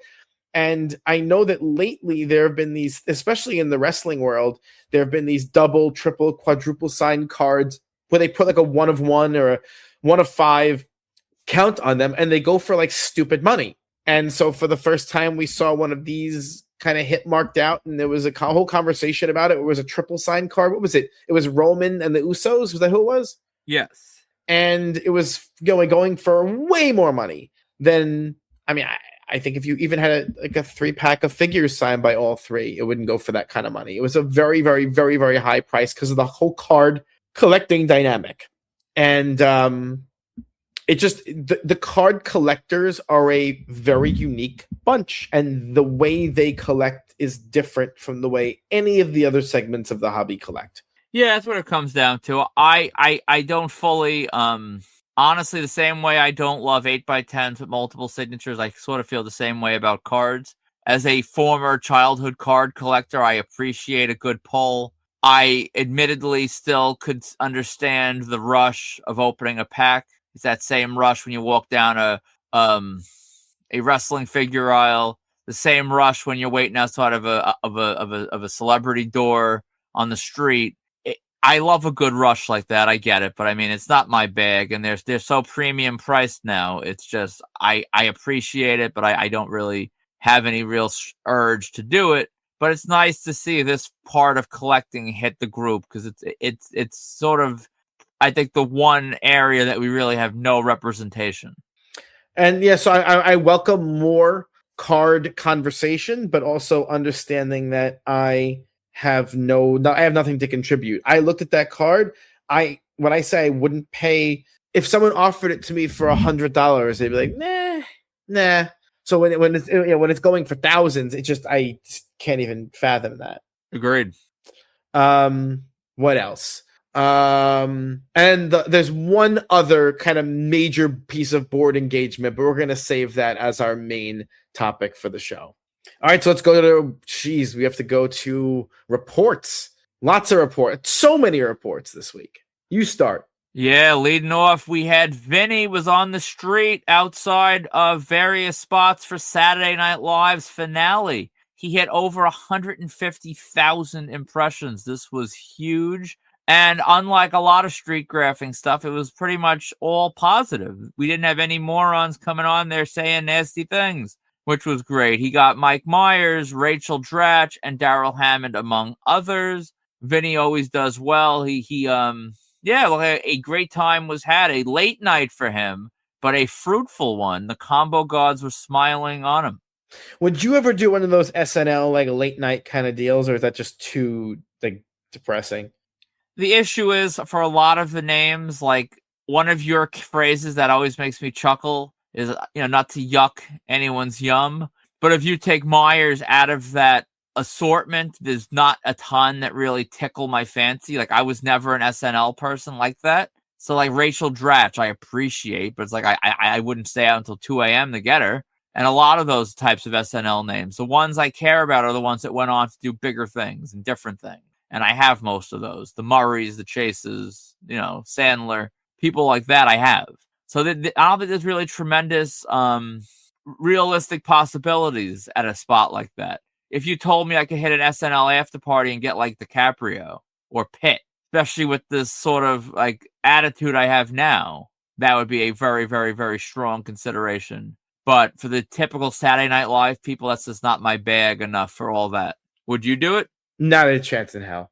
And Mike Myers. I mean, Mike Myers is one of those guys who is just such a super cool name. He's so nice that I don't know why we haven't gotten him yet. I guess he's just not around that frequently. He used to be around more, but listen, eventually we will. He's one of those names, sort of like a Jack Black, where like I could have asked that same question 6 months ago, and now we got him. Eventually, if we're open and aware of what's going on around us, the combo gods will give us an opportunity. That's fair. Yeah, and Mike Myers is a great name. The rest of them, I agree. I when I get Rachel Dratch, if she was there in my front of my face, yeah. The other ones, but I guess at an event like that, I mean, there was a non-zero. I'm not saying it was a very high chance, but there was a non-zero chance of getting McCartney. Right? He was there. McCartney was there. I mean, no one got him, but the question is, do you ever do an event like that hoping for a miracle? I think in 2026, I think miracles don't happen in that borough. You got to be somewhere else. You know what I'm referring to. There's other locations that you have a shot at miraculous things. I don't think I'd waste my energy there.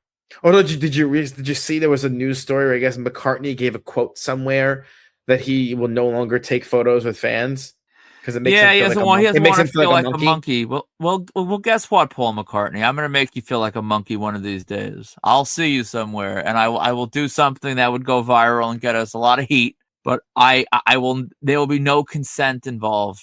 I will pull something off with Paul McCartney if I have to. Non-consensual, baby. Damn right. You can call me Diddy. Jesus Christ. All right. Ari did really well.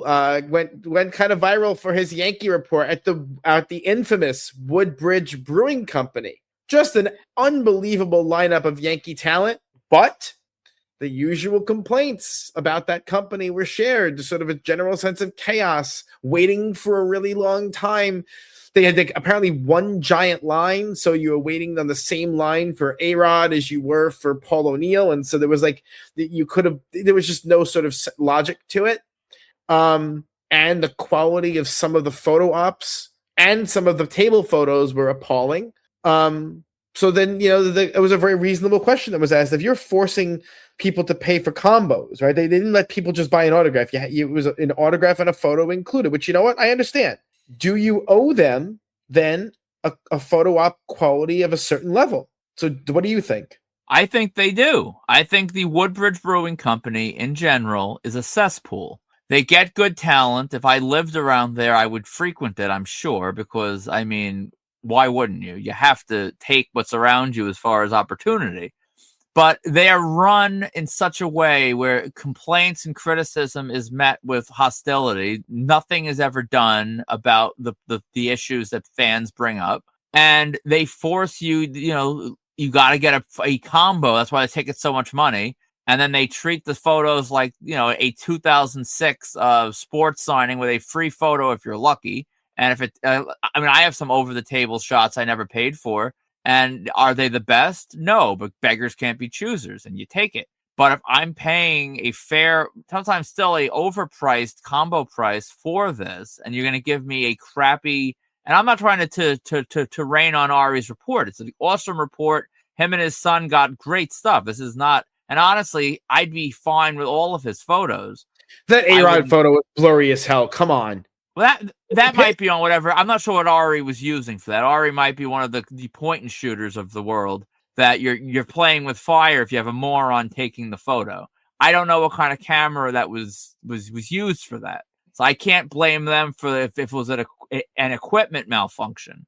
But in general, they should check it and then redo it. If you're charging premium top dollar for this shit, you got to give it. You got to make it right. And that's what the Woodbridge Brewing Company is. And every time they try to share their stuff to our group, there's very few I'm happier to decline. If they want to pay us the advertising bucks, I assume I would take it, but I would actually feel a little dirty about it because they don't care. They don't run anything that's positive. They don't try to make anyone's experience smooth and easy, and they don't care. It's just an ATM spitting out cash. That's what the fans are, and they don't care. Yeah, that part of it's very frustrating. It doesn't have to be that way. We're not even asking for anything crazy. Very simple, slight modifications would go a long way here. And they just refuse. They just refuse to make those changes. So you got to shake your head and sort of wonder, like, what is the issue? Is it just that because they think they're just so thin-skinned they can't handle any kind of feedback? It's got to be it, right? We tried to get the Woodbridge Brewery on the podcast, and they're like, "Oh, let's I'm going to forward this to whoever, I guess the owner or whatever." And we never heard back, as you would expect. They would never come on a show like this and actually have to answer for things and sort of defend policy and practice. They never would.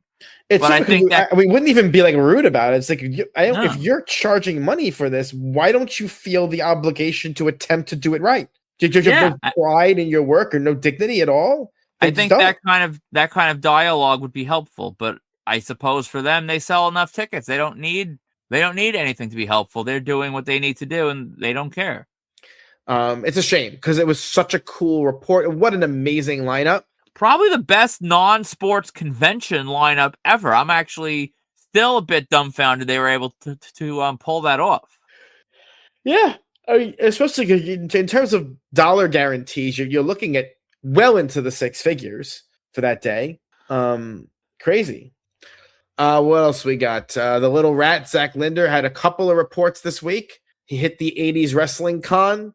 His main want was Baron von Raschke. I'm going to be honest. I've never seen a Baron von Raschke match. Of course, I got him when Legends of the Ring brought him around, but I was never an AWA person myself, so I never really saw anything he did. But Zach completed that Baron von Raschke, Rick Martel, Remco 2-pack, which is an awesome 2-pack. That's a pretty cool item. And then he also he was also in Long Beach, New York, for Bill Goldberg. That's the same one that Ira was at, right? Linder met the most famous Jew in professional wrestling, Ira. And he also got Goldberg. So it was that was a pretty cool thing. I didn't have the ability to. I was still incapacitated, so I was unable to see Goldberg. But that would have been a cool thing to go to. I mean, especially because Goldberg really doesn't care what he's charging. He's always going to give the fans a good experience. That's just how he operates. So that would have been fun. Yeah, I've lamented it enough. I had too much going on that day. I really wish I would have found a way to hit that as well. People really hit him hard, and he was happy about all of it, and it's all great. Another great report by the Little Rat, who is a true icon of Marked Out. Gary hit Broadway. He got Molly Shannon, Bobby Moynihan, Mario Cantone, Jeff Hiller. Again, these are the kinds of names that are good names if you're there. I wouldn't go in. So this is the problem with me going into the city. If you say, oh, these are the names going into the city, I'd be like, pass. But then I see a report like with Molly Shannon. Like Molly Shannon's been in so much stuff, and she continues to get kind of interesting roles. Bobby Moynihan, you're seeing more now. in other things too. So like they're actually objectively good names, you know. Yeah, and this is your eye on that particular show at all, or no? I was just gonna say that this is the one type of show I don't mind any sort of hippo blowing, because it's such a rotating door that by the time, I mean, a revolving door, by the time this hits the airwaves and people would be like, "Ooh, let's go for them," they're already gone. Like it's a constantly like changing cast. Yeah, it is it's a very interesting concept, especially for hunters of the combo variety. Yeah. Yeah, it's kind of a gift that keeps on giving kind of situation. Back in the day, there was a show called Love Loss, and What I Wore, I think it was called. It was on the West Side, and that was like a show like this with like rotating cast, but it was like all women shows, and there were a lot of like random women that would be added to these things, like not even like thespian, like Broadway level actors. It would just be like Lala from MTV fame. Carmelo Anthony's wife was in one of the the casts. And that was always a fun spot where you'd hit these people that you wouldn't see otherwise. So I always love those fast moving, very, fluid shows. Yeah, it's a kind of interesting departure from the norm, right? Agreed. And I saw that maybe we should probably keep an eye on what the upcoming roster is for that. Maybe that's worth taking a look at, Agreed. Maybe we'll make a note of that after the show's over to check that out. Another a post that we'll probably end up talking about next week because he just posted it today, but it's getting a lot of heat. Class 316, he upgraded his shot with the musician Sting, who gave him some grief, but eventually he did it because Class is pretty damn good at getting what he wants ultimately. Yeah, I mean, too bad Class didn't want more regular showers and to be debt free. I'm not sure if he'd be good at getting that stuff accomplished, but he manages. That's part of street graphing. You got to break someone down every so often, and for the people that kick and scream about that, that's that fine line where like I don't want to ban people for just disagreeing on practice because that's discussion. But then there's the line where you start being insulting about that. And that just sort of shines the bat signal in the sky for more people to come in and sort of think they're being funny. And I'm sure when I get off this recording, I'll end up banning 3 more people. It's frustrating because if the posts were actually funny, that would be a different story. But you have these people, they're agonizingly unfunny. And then they try and be funny. That's actually the most offensive thing. There are ways of hitting people that are funny. Most of these posts are not funny. So if you are not praised in your daily life for being a funny person, and then you come on the group when you think you're going to be funny by being critical of somebody, there's a good chance your comment's getting deleted because you're an idiot and you're not funny. And there was last night, I was deleting a whole bunch of comments. I forget even which post it was on of these people. Did you see the post about Tony Hinchcliffe? Did you see the people got crazy on there? Saying all kinds of insane things, and I was just deleting like crazy. And in fact, one of the posts after I deleted it got like Facebook sent me a thing or sent us a thing where it was like flagged that Facebook removed it themselves. Just a complete nut. And it was actually a guy who's a member of the group, not even a participant, who like just went off on unhinged on something. And it's just like I don't know. There's once in a while, I think there are certain topics that people just can't be sane about, so they aren't. Once in a while, I'll clap back. I enjoy doing the removal, feedback. One guy complained about something and was like, "Oh, this is offensive," and I said, "Yeah, just like your mother's face." And that was the official comment from the group, which is to me, I enjoy that kind of thing.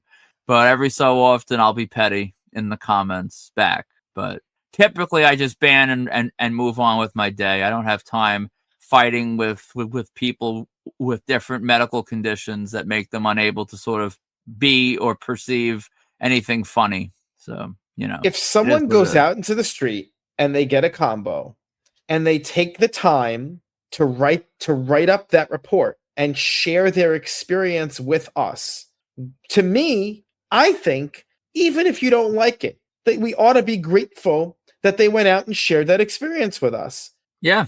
Because it's content, it's interesting to read.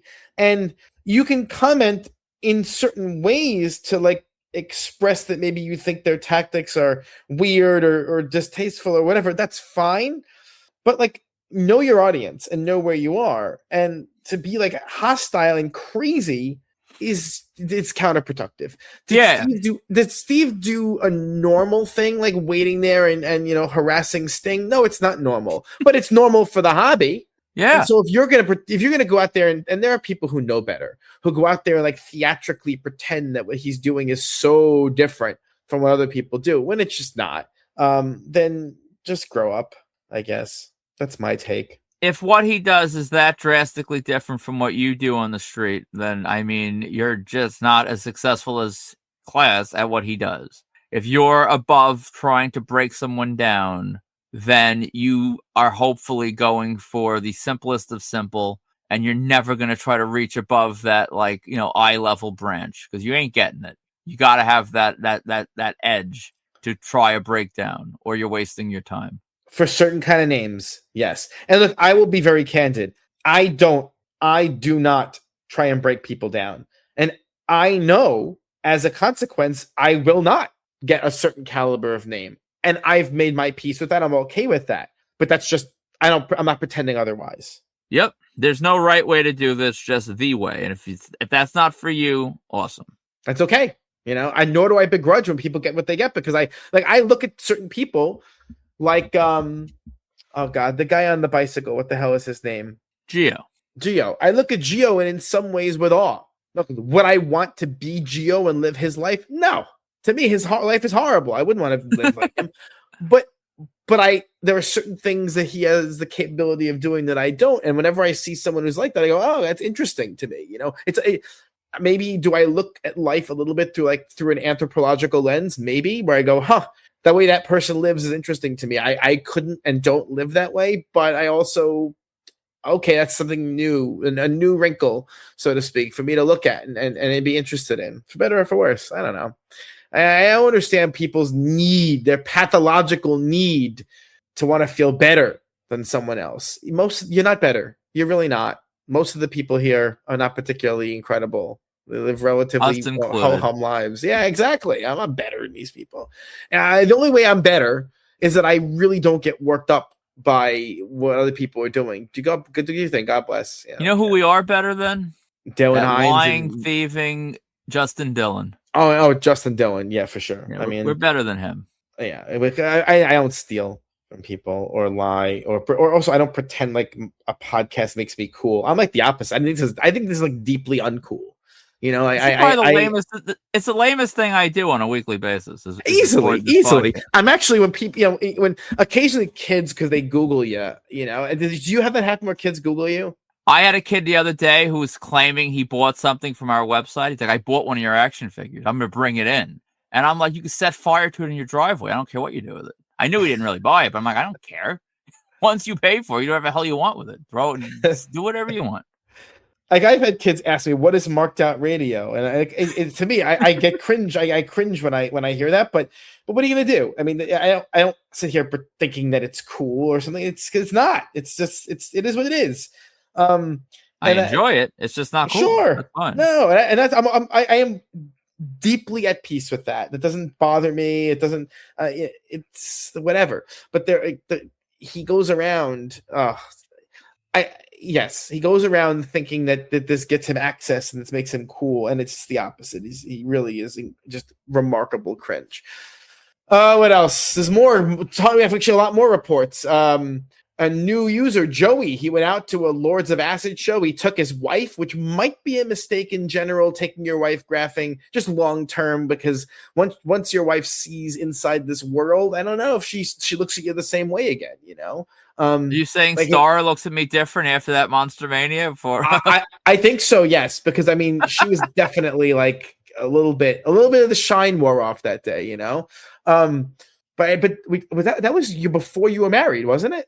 Yes. So she could have walked away. She could have. She married you anyway, which, I mean, I don't know. That was a bold choice, given that Monster Mania was rough. That line, watching you in that line for Matt Lillard was rough. But anyway, he brought his wife to a Lords of Acid show. They did the meet and greet. They had a great time.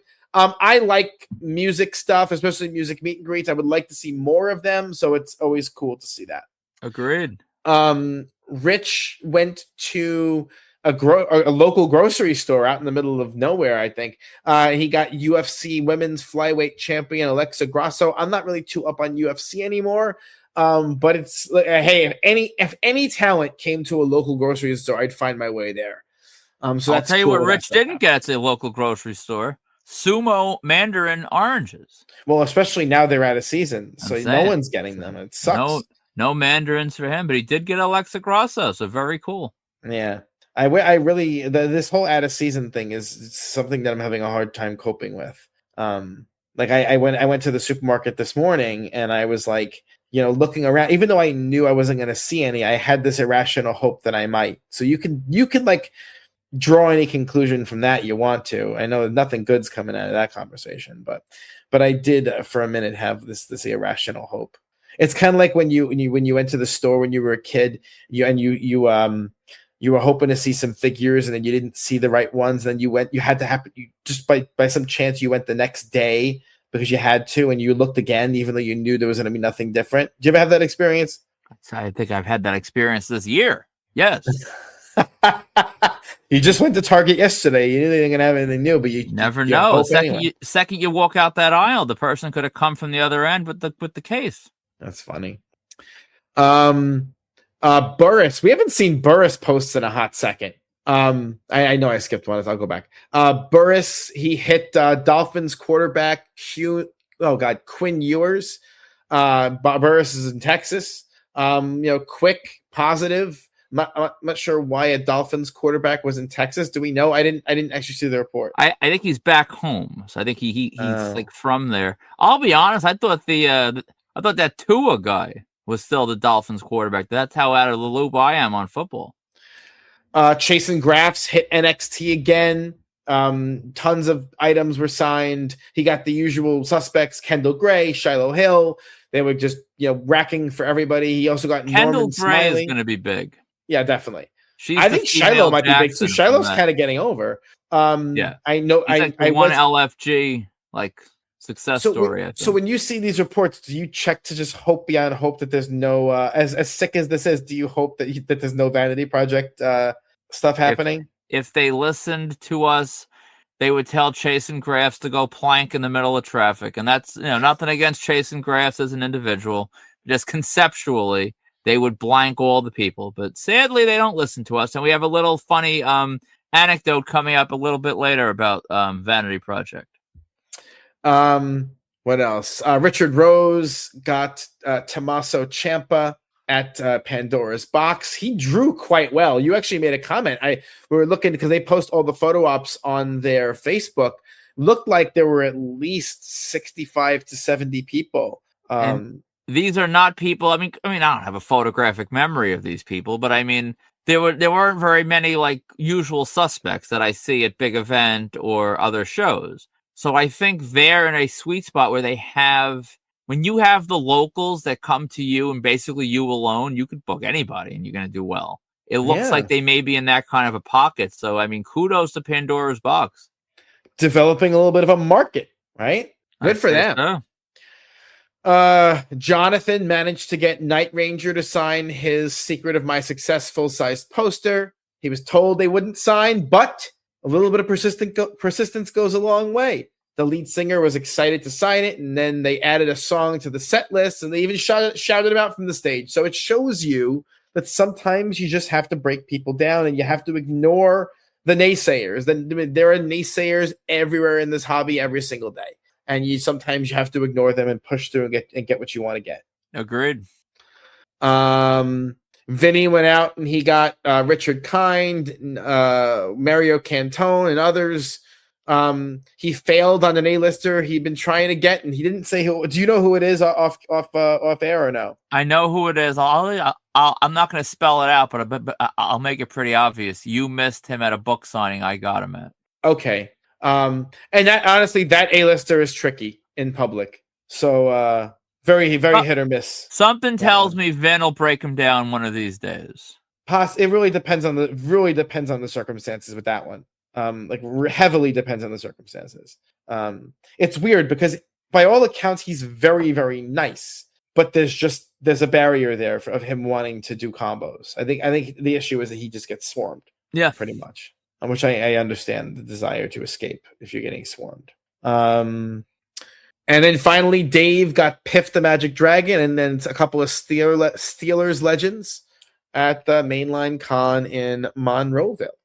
All right, another Wicked Ink Wednesday happened this week, and you made an executive decision. So why don't you explain a little bit about that? Both Wicked Ink and Photo with Friday was so stacked. They're always stacked, but I mean, this was like super card stacked. We have decided we are going to run 4 each because, as is, we're still cutting out a lot that really deserve to be mentioned, but we can do 4 each. I mean, this is not a we thing. You're like, we're doing 4. And I don't care that much. Is what actually happens. So the 4 we have that really stood out. Robert showed his 16 by 20 Joni Mitchell. I'm a big fan of large prints, and anytime you have a large print with a rare signer, you get something that looks super cool. And it was this awesome 16 by 20 with gigantic signature. Very cool. John Onembo. I don't know who this guy is, but what he did post was a Macho King signed Hasbro. Take one look at that, and that gets my attention. Yeah, that's what would you drop on a Macho King signed Hasbro if one were offered to you? Like, how high would you go? I mean, it depends if I was liquid enough today. To do that today. Oh, today after the taker I just popped for, probably not. I wouldn't even make an offer. It'd be insulting. I wouldn't go realistically anywhere near it. But I mean, I think you wouldn't do whatever you could. If someone says, I got one for you for $1,000, you wouldn't scrape it together and figure it out? Oh, for $1,000, yeah. But I mean, I don't think anything south of 2 is going to even get someone's attention. If you're selling that for less than 2, you're a fool. Yeah, it's true. What a cool item. I would like to know the story behind getting something like that, because even though Savage did like a million autograph signings back in the day, there weren't like that many opportunities to get rare figures signed. I mean, I guess if you brought an item like that to one of his CD signings, he probably signed it, Yeah. And speaking of Hasbro's, Jason dropped his red card taker from, I guess, hearing our discussion last week about it. And his looks absolutely flawless in white Posca. I was initially thinking purple on mine, but seeing the white, I feel like that's the only option. That just looks so good. It looked great. Yeah, I don't know what you're going to do. That's one of those things that when you have a really, really high-end item and you have to make a decision about color, it's challenging. Yeah, and bringing it on home, Brian Pearson, for the first time in Marked Out history, dropped a Margaret Hamilton, the Wicked Witch of the West from The Wizard of Oz. That is a rare piece. Super rare. Wizard of Oz is one of those timeless properties. Margaret Hamilton is probably one of the most I'm going to make a bold claim here, one of the most famous faces in American history. Everyone knows this face, even if you don't know the name. Everyone knows the Wicked Witch of the West, right? I mean, as far as one of the most important cultural icons of all time, and I would love something by Margaret Hamilton. I would love it. I imagine she's probably one of those names that you could have gotten relatively easily in her old age. It's just I wasn't collecting at all. I imagine probably when we started collecting, she probably could have been had pretty cheap, and those days are over. But I would love to pick up something with Margaret Hamilton. So that anything like that old Hollywood stuff, I just pop huge for. It's just incredible. Photo with Friday, also very hard to pick for because there were just so many really cool ones this week. Matthew Balk with Chris Rock, where I was actually looking at the camera with Chris Brock. That's always a hit or miss whether he'll look at the camera or not. That's like a thing with him. He's been better since he got slept. Yeah. Greg 2600 with Kyle Busch, who passed away this week. The race car driver. David, it appeared from his little caption that it was almost by chance. Got Aaron Judge, really great shot with Aaron Judge. And finally, Ira put up his ringside NXT photo, which is significant because he is wearing a marked out t-shirt. And, people who post their stuff wearing marked out t-shirts get priority being mentioned, because why wouldn't you? Hell, I was actually going to describe it as the marked out logos photo, as it was wearing an Ira skin suit. But I suppose, yes, we'll give it to Ira, and the logo is secondary. But if you wear a marked out logo or a marked out shirt in your photo op, you will be picked. What else we got? Vanity Project did some group ops. They were like the selected meet and greet group. Was it last week? For Allentown, Pennsylvania, I think. They had their group ops by the ring, and that's actually a significant moment in history, because that is the first time that anyone besides us was collecting money for a group op with the Vanity Project. Yeah, but I mean, I'll take that, I guess, over them giving them away for free. So kudos to Vanity Project for respecting their worth. And I mean, I don't think they had a choice. I think it was WWE collecting money for that. Yeah, and then Jackson did that split thing, which was actually a bit in demand. People were like fighting over the split. They wanted to do the split in their photo. I think someone offered him money to do the split, and he said he would do it for free, which is proof he's not he didn't learn anything from us. No, he didn't. And I talked to those guys one-on-one. I don't know if you said you did as well, but I talked to them one-on-one. I'm like, you gotta protect certain things because you can monetize it. And they yesed me to death, and then do what they want to do. So, but you know what? They're young. They're still more or less kids. So I understand it gets exciting when people want to take photos with you. It's like a drug in a way. So I do understand that. You can speak to this one more than I can. I don't even know what's going on with this. All right, Daz Dillinger, rapper, producer, hip hop. I don't want to call him an icon, but he's definitely an underappreciated face of hip hop. Is selling signed vinyls of the Chronic Dr. Dre album without Dre's permission, citing his years of being not paid for the work he put in on the project. And something tells me he will never be sued, because I don't know. I don't think Dre or anyone else that's involved in the actual I'm not even sure who owns the masters, because they were originally Death Row, and then the Death Row was with Suge. And then Snoop purchased the whole Death Row thing. But it's one of those like Pandora's boxes, and not the one with the Tommaso Ciampa signing. Isn't this guy isn't he related to Snoop in some way? I think he is. Yes, I'm saying I think he's well aware of what he can get away with. And he's probably, how many has he sold? 20? I mean, it's all small potatoes. But it's kind of interesting. Buy one? It's not expensive. It's already sold out. Oh. Yeah. Well, you didn't have a desire to purchase one? It was like $45 something. I mean, I probably would have actually if I had seen it when it was there, but it made the rounds after it sold out after it made the rounds. I don't know which came first. Probably that. That would make more sense. So I had sent you this one. I think it was really interesting. Someone posted on Rack.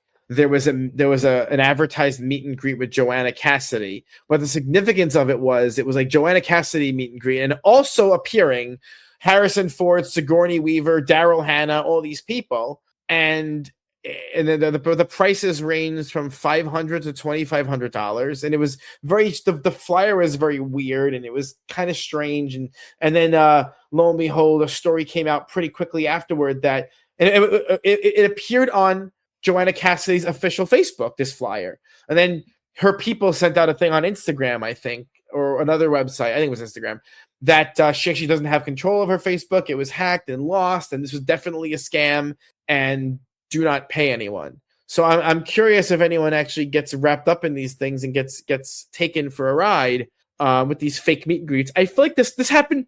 You had sent me this about Keanu Reeves before. Yeah. And so this is becoming a thing. I don't know how much money people are making on these because they're not that well done. But it's like anything else. There's an idea here that the scammers will eventually latch onto and improve on. If there's one thing I buy completely in a fever pitch without really doing my full due diligence, it's meet and greets. Someone sends me an Eventbrite, I'll give it a once over, but I mean, ultimately my fear is it's going to sell out, and you buy it. And if there's one aspect of my life where there was a chance I was going to be flim-flammed, it would be here. Because I'm sure someone could send me accidentally a bad Eventbrite, and I would think it's like the Barnes & Noble's like official one, and then you find out later it's not. Because I don't know if I always, I should, but I don't know if I always check all those little tells. I just read the headline, look at the price, the date, and I go. So I get the logic behind it, but I agree with you. They're all like half-cocked ideas, at least so far. Yeah, they're not fully baked. You need someone who is intelligent, or at least more intelligent, to put something more credible. And at the end of the day, you pay with your credit card on these, you're getting your money back. So I don't really know where the scam is going. You know, maybe you have to pay Cash App only or something. I don't really, Bitcoin only. I don't know where this goes. I was not interested in Joanna Cassidy at all, so I saw it more as a curiosity. But I could also see how you get, if you see something really kind of too good to be true, and you got to pounce on it instantly, you can get taken for a ride, right? What else? This is a funny one you sent me. So Darren Criss, he finished up a run on Broadway, and I was dying laughing. It was actually, didn't the same thing happen with Cynthia Erivo also? So Cynthia Erivo was a little different, where they made all these announcements that don't ask her for selfies, don't hug her, don't do this, don't do that, and then she basically walked out and did absolutely nothing. I guess the stage guy in that situation must just every night tells the same spiel, and then it's up to her if she's in the mood that night or not. Darren's was a little different. Yeah, so Darren he went out there and he jumps up on the hood of a car and sits down cross-legged, and he decides he's going to give a speech to the crowd about how he has no time to work the rail tonight because he has to decompress and like celebrate. And he gives this whole speech, and he is just as insufferable as like Reese Witherspoon was at that book event, or he's just an insufferable asshole, for lack of a better word. I mean, I don't think he means anything bad by it. He's just an insufferable human being. It actually speaks to, we went out to get him. God, he was shooting something on Long Island. It was in Nassau County on the North Shore, right? Yeah, it was like Glen Cove, something like that. Yes. And so we went out to get him. This was over 10 years ago. This is a long time ago, like 15 years ago, maybe. Yeah, I'd say and so I remember he was still on Glee. Right? Or just Correct. Finished Glee, or he was still right on around Glee. there. Yeah, so he wasn't like big or anything. And it was this indie movie. We get there, it's us and one other grapher, who I think it was just some girl, some like young fat girl or whatever. And which was basically Darren's demographic. And so we're thinking, all right, easy peasy. It's just the two of us plus this one girl. She was like 20, he's a kid. And he comes over, and I had an item. You had an 8x10. I don't even think she had anything. She was just like carrying on and, crying or whatever. And he signed for us. And then we asked for photos. And he was like indignant. He's like, guys, I'm here to work. I can't do anymore. And he like walked away. And I thought that was really just amusing. Yeah, you would think the photo would be the thing he'd be better and happier to do. Because, you sold your item for profit. I think I tried to sell my item for profit, but it was a stupid home printed 8x10 that no one really wanted.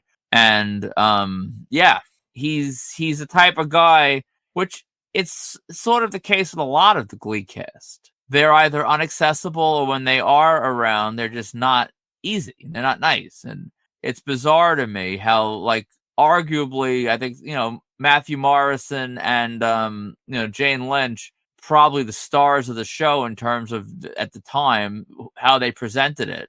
And they're two of the nicer ones. And a lot of these kids that have done nothing in 15 years are still like off the grid and weird when you see them. Yeah. So, I mean, I don't know. Do I begrudge Darren Criss? No, he's just weird. And it's just, again, sorry guys, gotta run. Thank you so much for coming out. I gotta go to an after party. Have a good night.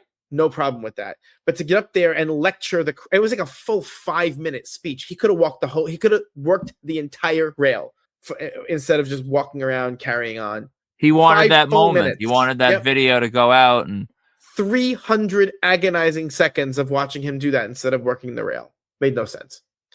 What else we got? in some wrestling news, some funny stuff. Guys are the premium pricing thing is really like scraping the bottom of the barrel now. Guys like Tito Santana are trying to charge premium pricing on items mailed to their house.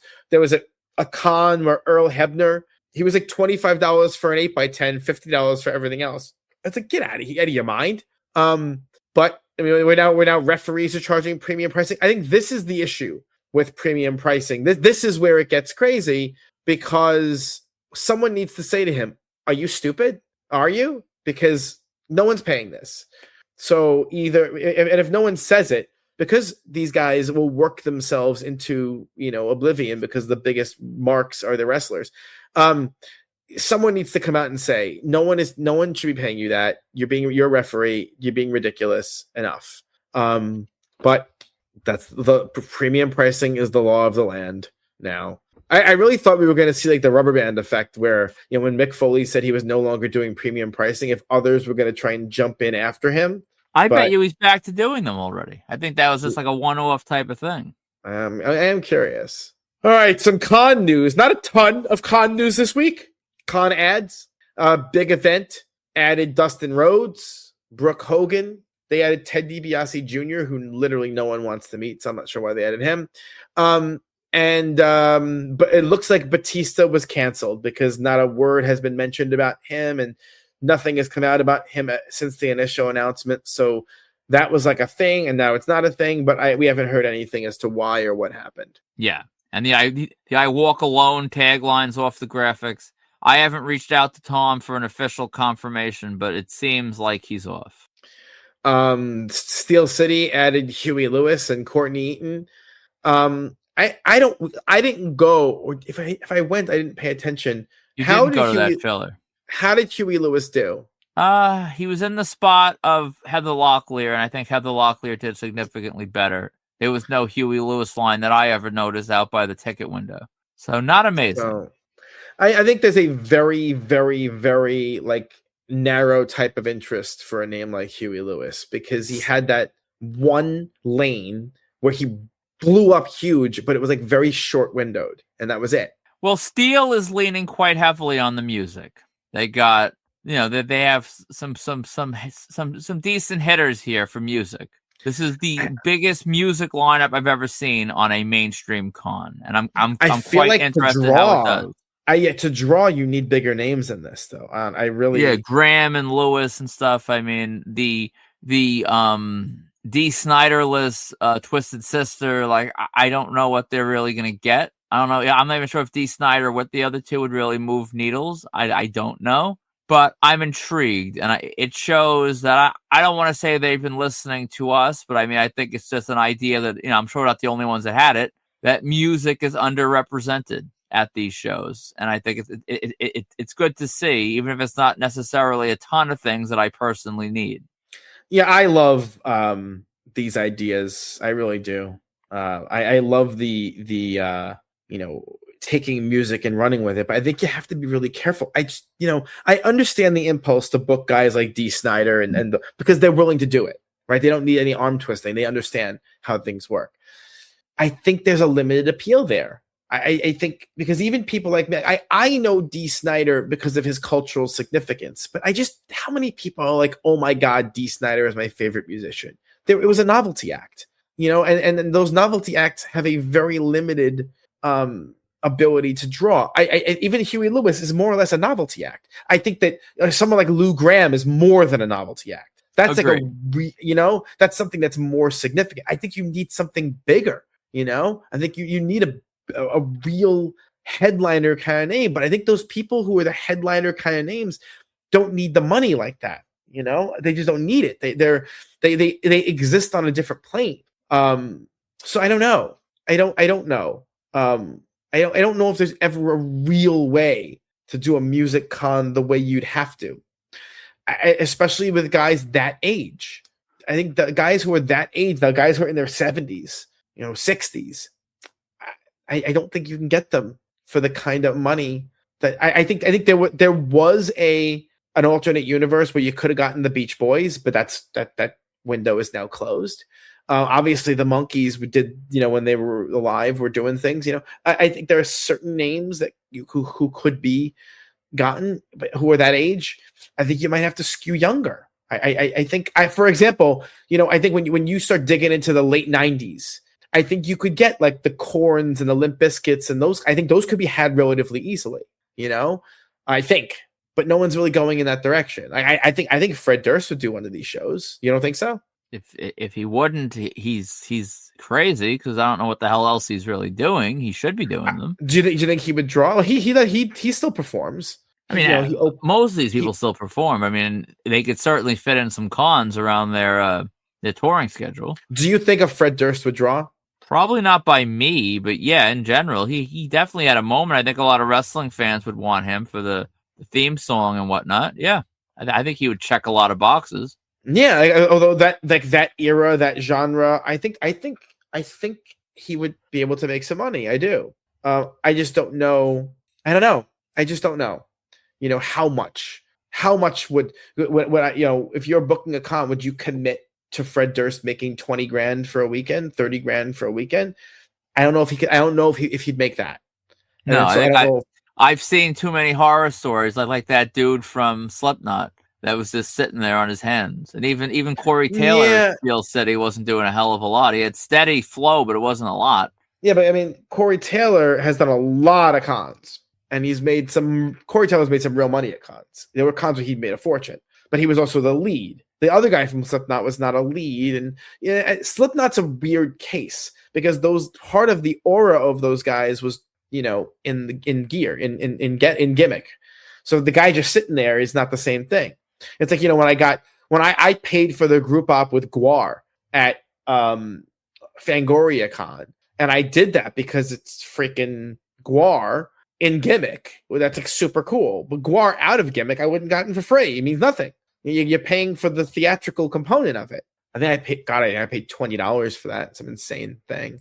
And then when that guy Odorous died, David Brocky, I sold all the Gwar stuff. I wish I had some of it now because I'm sure it's worth a fortune.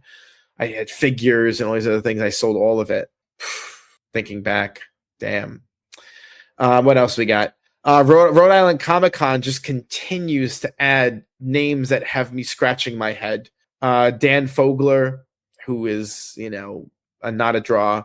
John Ratzenberger, who at this stage is not only not a draw, but a miserable prick.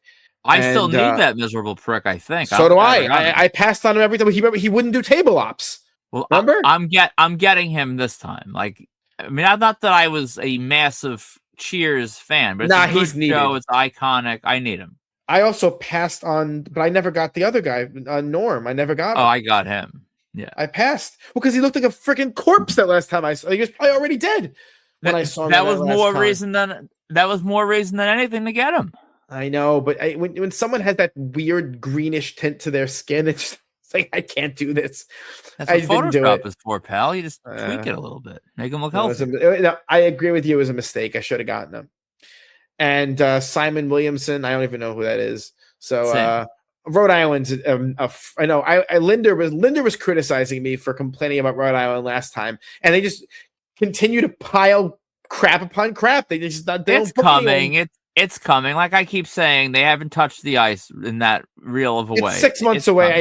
I know. I'm getting insane about this, but I mean, the problem is I committed so early because of Michael Douglas, and I'm like, all right, let's go. I want to get excited about this con, and instead, it's like, oh, it's getting me anxious. All these crap. You know what it was? Remember last time they were 2 times ago, they booked that American Pie reunion early, and then of course everyone canceled. And I don't know. I really hope they still someone pulls off a real American Pie reunion instead of the fake one that Chiller had. Well, Chiller wasn't bad, but they didn't have the other ones. They didn't have the big name Stifler and Jim and the girlfriend, the wife, whatever. Anyway, I'm still hoping for that. And then Fan Expo Boston added a bunch of names from the boys. Erin Moriarty is going to be miserable at this con again. But I actually never got an op with her at that NYCC, that COVID one, because everyone was wearing masks and stuff, so I didn't bother. But that was that whole thing. Did I ever go in? I can't remember. Did I ever go into how she wouldn't switch pens and she was a lunatic and her handler was like a complete asshole? I don't recall if you did it on air, but I've heard the story personally. So really quickly, because we're so over on time. I already pulled the questions, by the way. Unless we want to do a 3-hour episode, we'll just do the main topic and bounce, I guess. She did NYCC, and that was when she was dating Anthony Starr. Are they still dating? Do you know? Not a clue. Anyway, he was super nice. And Chase Crawford was super nice. Jack Quaid was super nice. They were all super cool, and everyone was doing quotes and switching pens. And it was it was an oasis. That NYCC, and they were all dirt cheap. And she comes out, and at her table she had one dead gold Sharpie, one dead bronze Sharpie, one dead silver Sharpie. Wouldn't use any other pens.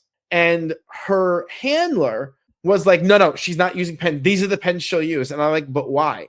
And they couldn't give an answer. They really didn't. It was someone who had never done a con before. The agent was inexperienced. And so naturally, when these agents, because they think they're important instead of pond scum, they like just assert authority over things that don't matter. And I should have just yanked my stuff off the table and gotten refunds. I should have done that. But instead, I was like, I bought all these Funkos. I didn't know what to do. And she wouldn't do quotes. She wouldn't do anything. So she signed them all in silver Sharpie. They look horrible.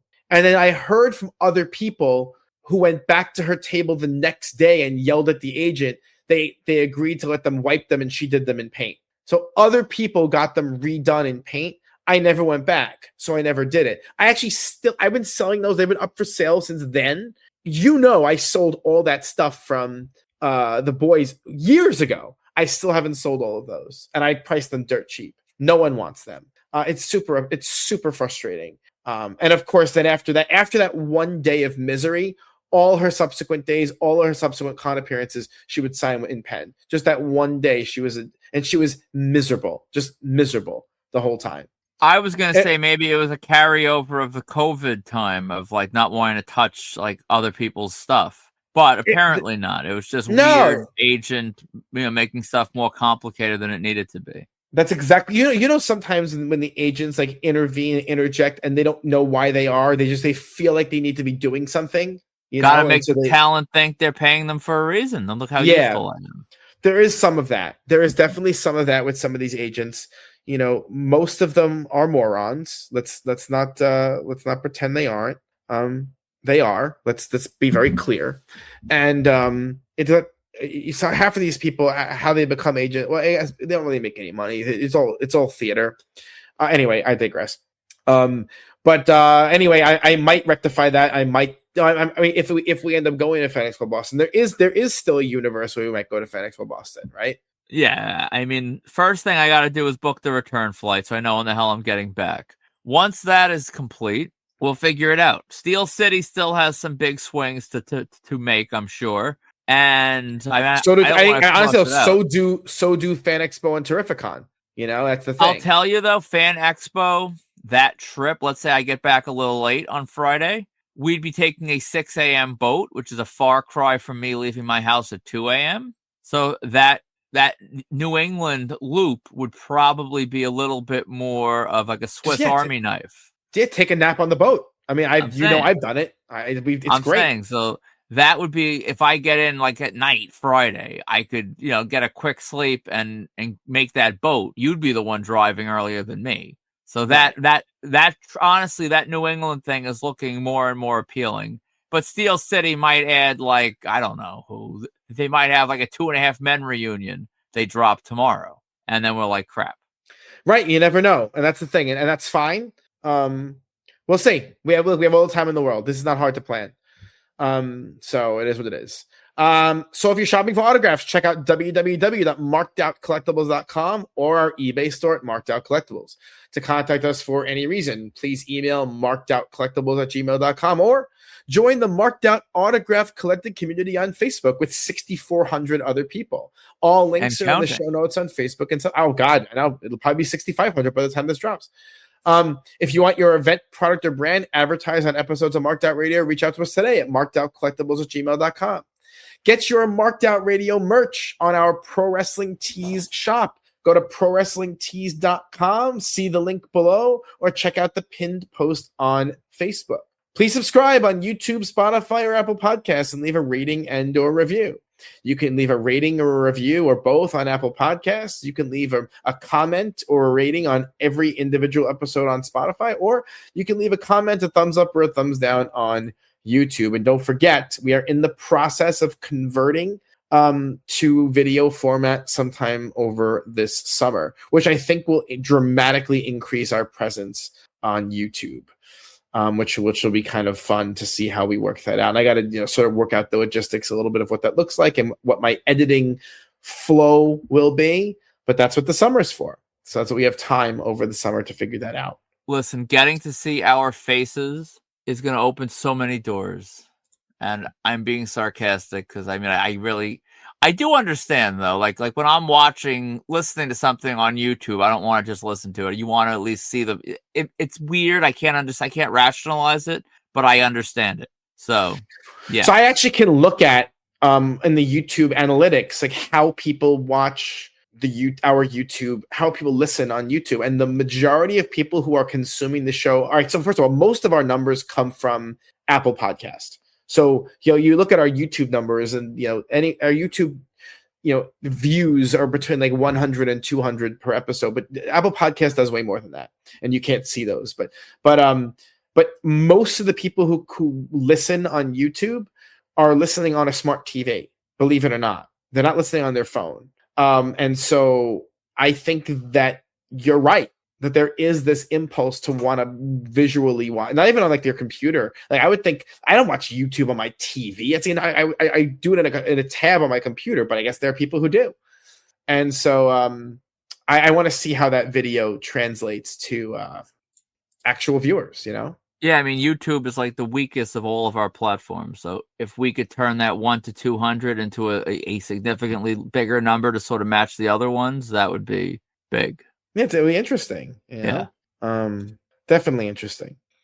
All right. So let's talk about the main topic of the show. This topic has made its way across pretty much all of the autograph groups. It hit Chiller Group, it hit Steel City Group, it hit a bunch of others. Scared Ice Group, all over the place. It's all over the place.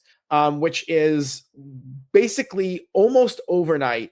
I don't know if it's the con promoters got together, or I suspect it was some of the agents got together and will be putting these signs up at their tables, banning metaglasses. So SC Horror Con, Texas Frightmare, those two cons announced they are banning metaglasses outright from their cons. And then other guests are now announcing that other agents are announcing they will be placing signs at their table, banning metaglasses from being at their table. And so what's the deal here? Where do you think this, I mean, we kind of know where it came from. So why don't we explain where it came from first and then see if this is like a rational response to the problem that was presented? Well, there's been a couple. I sent you a few of them, but there's been a growing trend of people.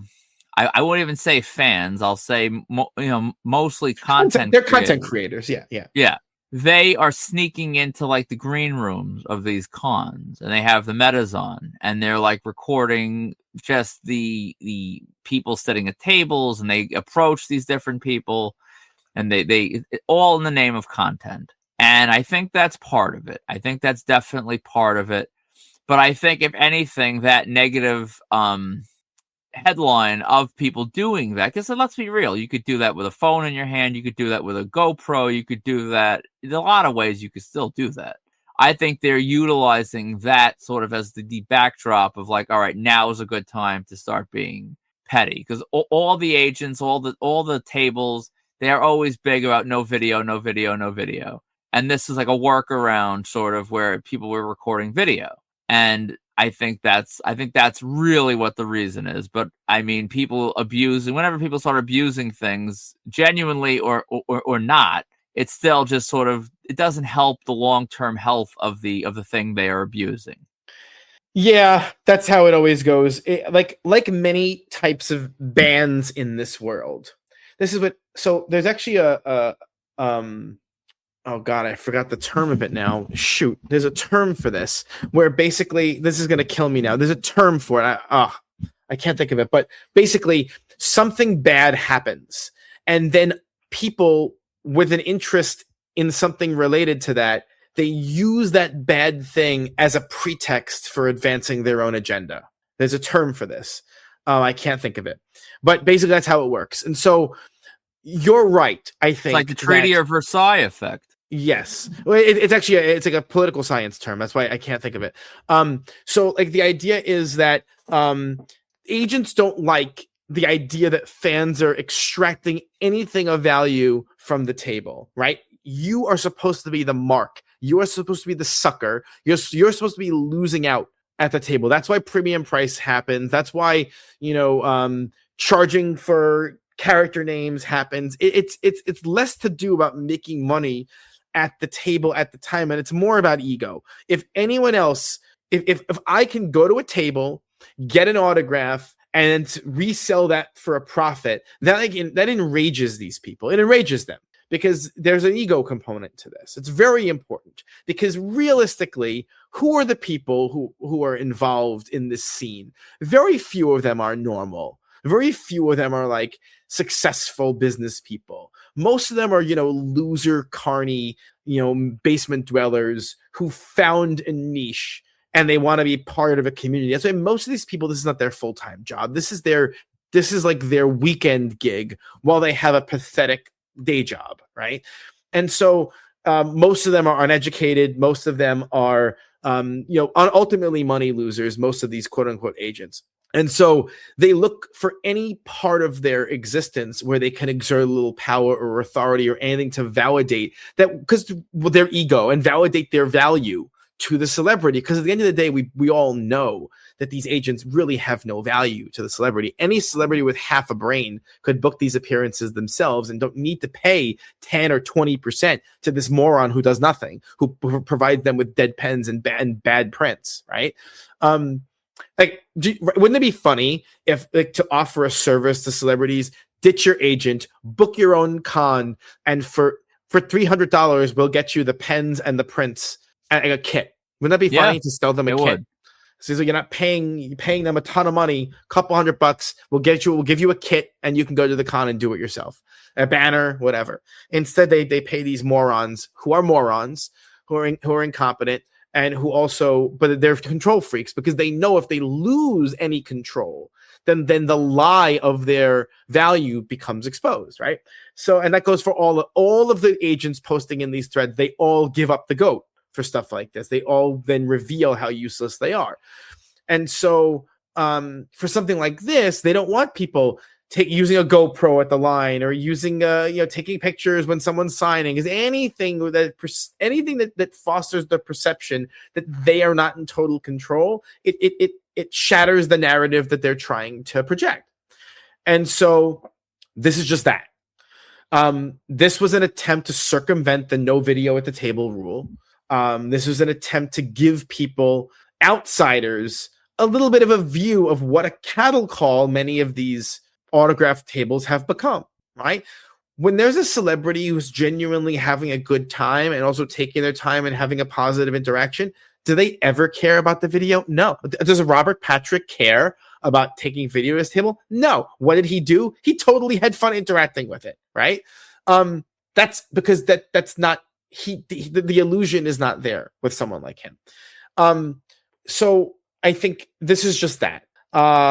So they are afraid of the illusion being shattered, that the agents are in control. Am I crazy with this? No, that's the exact reason why the photo op companies get so bent out of shape about it. Because people back before you had the camera, these sort of recording in there, you'd get a lot of questions of, how long if I get a pro op, how long can I talk to so and so? And I think when people, fans would comment back and be like, "Oh, it's instant, it's short," but in your mind, I think you always, especially if you're a newbie, you're going to think it's more than ready next. Like when you start seeing that there is really no moment, there is no experience, there's no memory. It's literally too fast for a memory. It's too fast to even be a redeeming video. Except for the fact that it's redeeming and it's completely just being irredeeming quality of human interaction, which it's it not. shows people the truth of what these experiences are. That's it. That's all it is. I mean, it gives nothing else. And so, okay. So what happened was, in a few cases, people were sneaking into the backstage areas. They shouldn't have done that. But the thing is, people do it all the time. They're not doing it just because of meta glasses. They would always do it. I never told the story when I snuck into the backstage area at Dark Shadows Con. No, you didn't. That'll be for another day.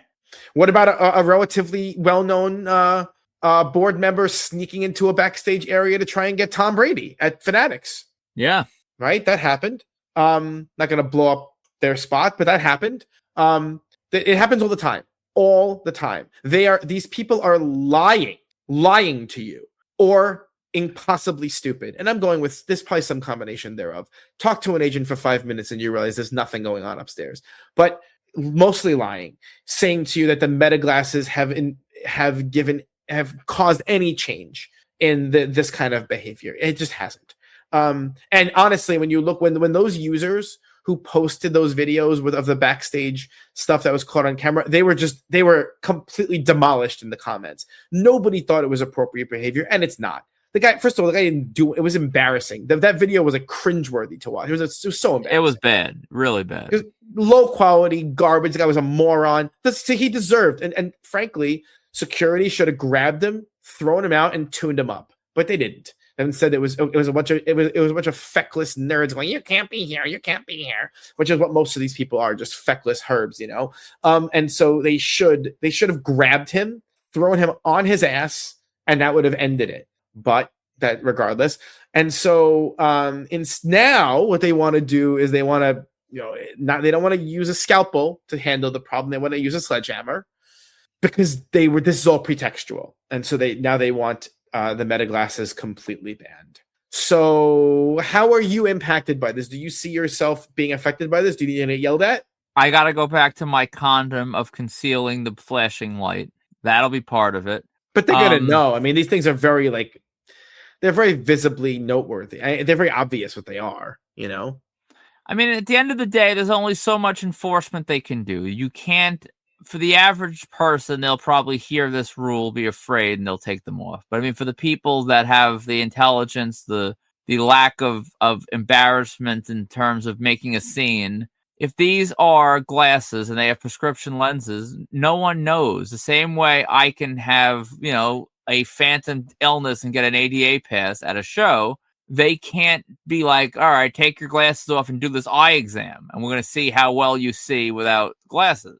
I could be legally blind without my glasses. You can't tell these people that, you have to go buy a new pair of glasses to attend my show. The use of them is one thing. The wearing of them is another.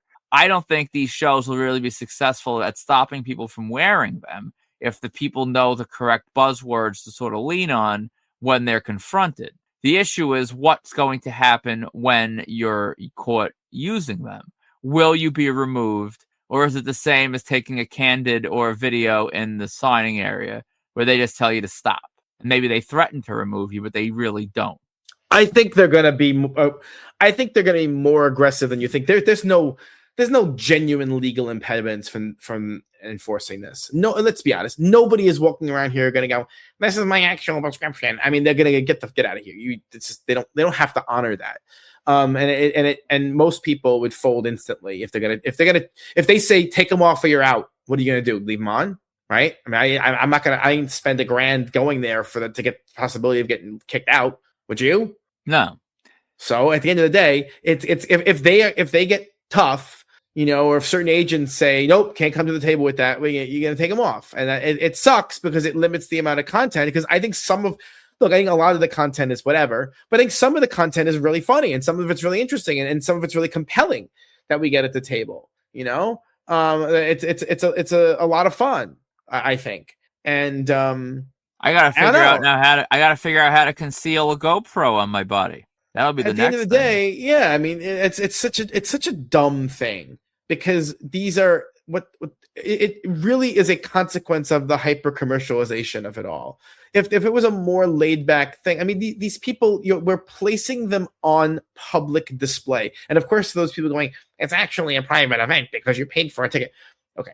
Yes, technically true. But we're placing them on public. I made a lot of like nerd voices today. Have you noticed? You did. If you're placing someone on public display, there is a reasonable expectation that you're going to be photographed, that you're going to be looked at by a stranger. And there is a very, very thin line between being looked at and being recorded, especially in this day and age when you walk out onto the street and you're always being recorded. You're always being looked at. You really, the lie that people tell themselves that they're able to escape being recorded is just that. It's a lie. We're always being recorded. And there's a certain amount of having to live with that, I think. That is a normal part of the world that we live in today, especially in an event like this. I mean, when we walk in, I don't know if you've ever looked at the tickets that you buy, but you sign a waiver every time you buy a ticket. That you are being recorded at all times, and that your recording can be used commercially and on advertising. So it's particularly rich for the people running these shows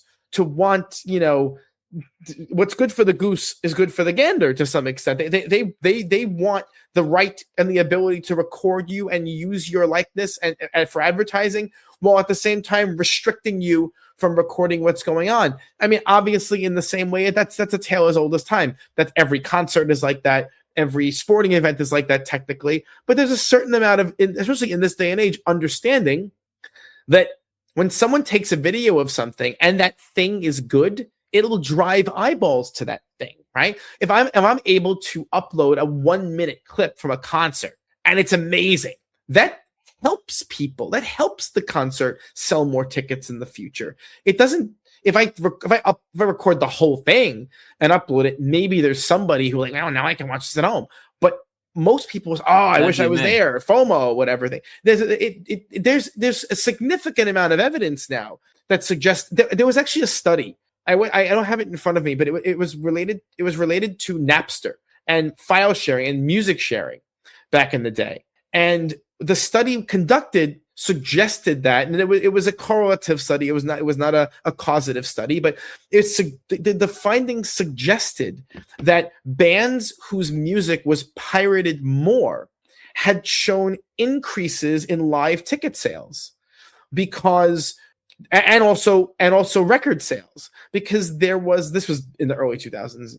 But this was because I discover something new. Now it feels like I'm part of this community. And therefore, part of being a part of a community is engaging in a commercial relationship with that community. That's the culture we live in. And so that's a thing. I want to spend. I don't want to be a passive consumer of stuff. I want to spend. I want to be active. I want to be part of that community. And obviously, with music, things are different now because of, Spotify and has completely just murdered the music industry. It's just dead compared to what it used to be. But so that's a little bit of a different circumstance now altogether. But it was true of movie piracy. The Hollywood was concerned that movie piracy would stop people from consuming media or going to the movies. None of that happened. It just didn't happen. This is the same thing. These cons are worried that, if fans see what happens on the floor of Scaradise, they may not go. When in actuality, the opposite happens. When fans see what happens on the floor of Scaradise, they're more likely to go, as long as what's captured is a positive experience, So that's how I feel about it. I find I'm not a completely a sane person, so like the idea that this is going to be a thing now, which I'm assuming we haven't seen the local Northeast shows and agents yet really have an opportunity. Well, the agents have weighed in a sense. Like Sean Clark made a comment about more than one this. I saw the one where he's like, "How is this?" He commented again where he says he's going to do this now at his table. Okay, I didn't see him confirm. Yeah, for those types of shows, and I'll say it right now, I will figure a way to have a camera on my person that is not, I'm crazy, and I will figure a way to do it. Just honestly, more so out of spite than even the content. At a wrestling show, I will go to big event with my meta glasses. No one's throwing me out of the big event. And if a vendor wants to turn down my cash because I have meta glasses on, I will gladly walk away. I have enough vendors and promoters that I deal with that I will meta glass myself as long as I want at the big event and similar wrestling events. I dare someone to touch me with that. But on a celebrity level, I agree with you. If we travel hours and spend thousands, I'm not going to stand there yelling, I have prescription lenses and get thrown out. Like, obviously, I'm not. That would be suicidal for what? A video that gets 300 hits on TikTok? That would be ridiculous. But I agree with everything you said.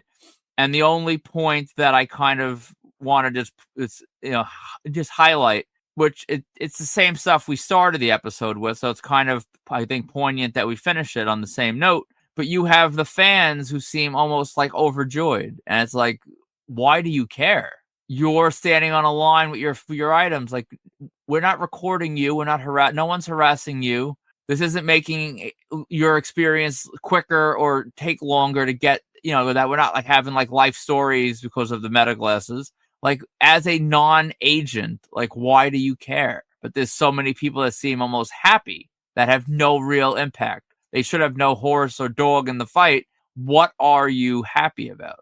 I mean, these are the same fans who get happy when celebrities post that they're charging more to sign Funko Pops.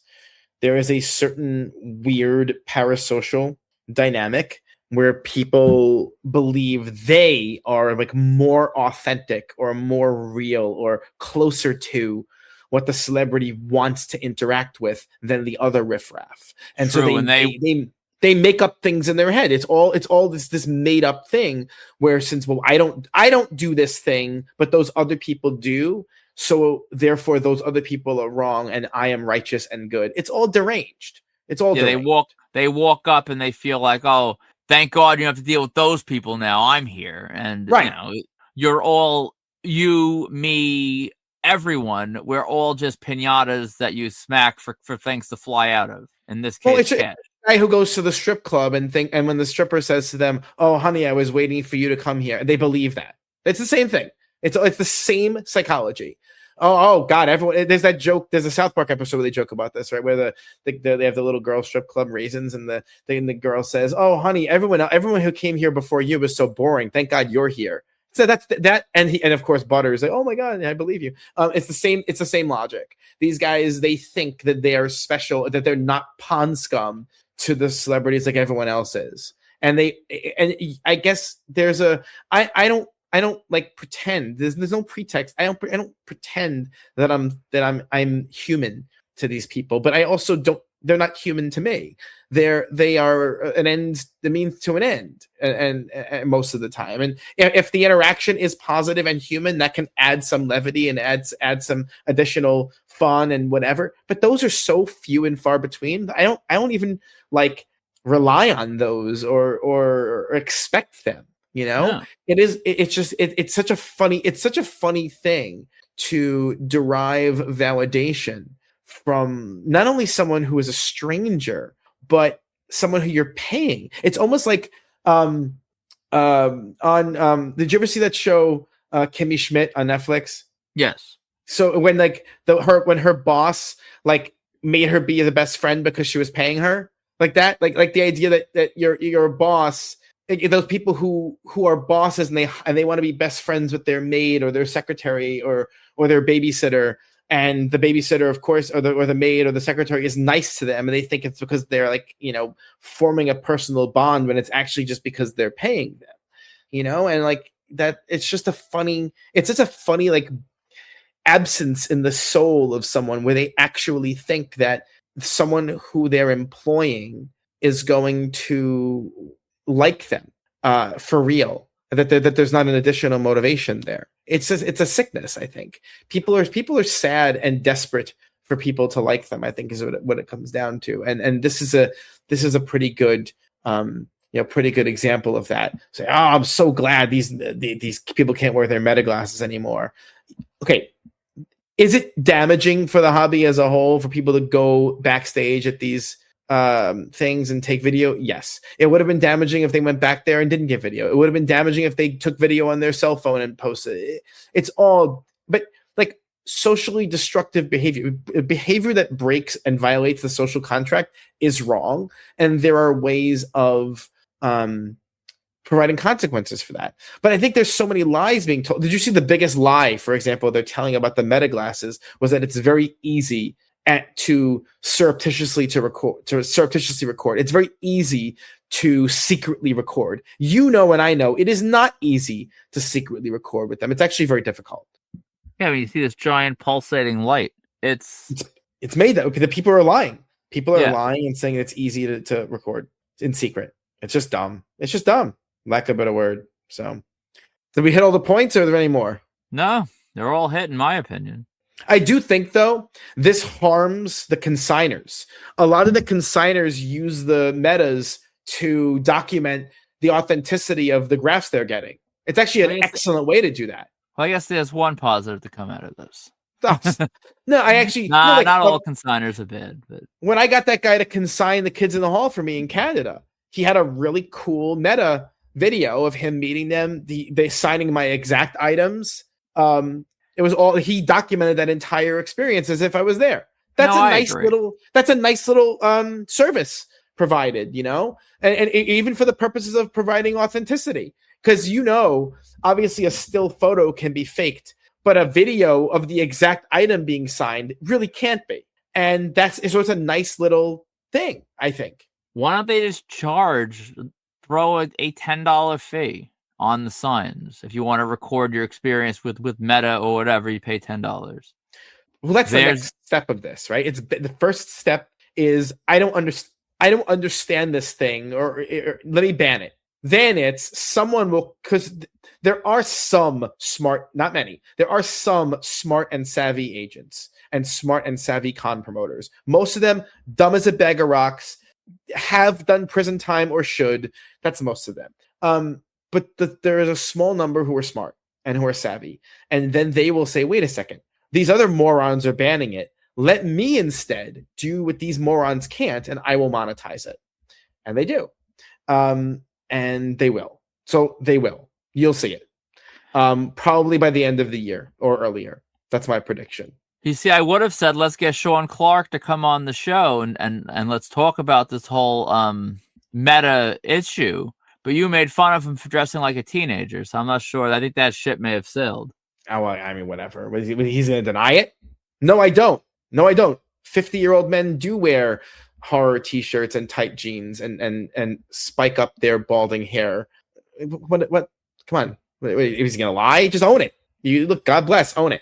You know, that's the way you want to, if that's the image you want to present to the world, own it. I don't sit here claiming that I dress particularly well, or that I'm a particularly mature adult. I am what I am. This is my hobby. I'm sitting there going, no, look at me differently. Come on, whatever. If someone's going to insult me, if someone's going to insult me for going to cons or liking wrestling, how far will that get with me? I don't care. So if someone gets their feelings hurt from that, I don't want to say. What is that? I would love to hear his answer for these things, because none of it makes any sense. I did email the guy from Scaradise, the promoter. Yeah. Is that it? I emailed the guy from Scaradise. He accepted my Facebook friend request, but he hasn't responded to my email. Or we invited him because he was the first one. He started this domino. He was the first domino. And so I said, let's come on the podcast and let's discuss it. We're curious to know what you have to say. You'll have an open mic. You justify it, discuss it, whatever. No response. So I don't know, whatever. Because I don't want to talk to someone like a Ken or a Tom about something like this, because we know what they would say. They would say, "Who cares?" They're not going to care. I want to interview one of these people who is dumb and who cares, and see if they have. And by the way, the guy from Scaradise, he admitted the reason why. I don't know if you saw the follow-up posts. He admitted the reason why he did this was because of that video with the backstage thing. That's why. As if someone wouldn't have it in their pocket and then do it then. None of it makes any sense. Stupid. But that's what you're dealing with. People, they're not smart. They're not smart. That's why if you are smart and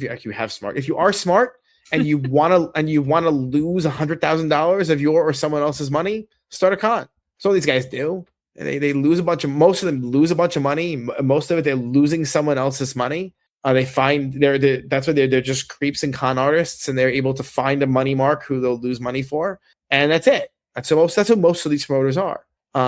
So whatever. That you too could join the auspicious ranks of the con promoter. But that's why it's so funny, because the more I think about that question from a few weeks ago, would you ever do a con? Like, I don't have a desire to lose six figures just to say I did something. You know, I never want to do an endeavor where we lose money. Have we lost money on certain endeavors? Yeah, and it bothered the hell out of me. That's why I freaking loved the Olivia Hussey booking, because we made so much money off of it. It was incredibly exciting, and I felt so good to do that. But the idea of running these cons that lose money, I don't know, whatever, or bringing these guests in to lose money, I'll never understand. That's why you won't let me book VSK again.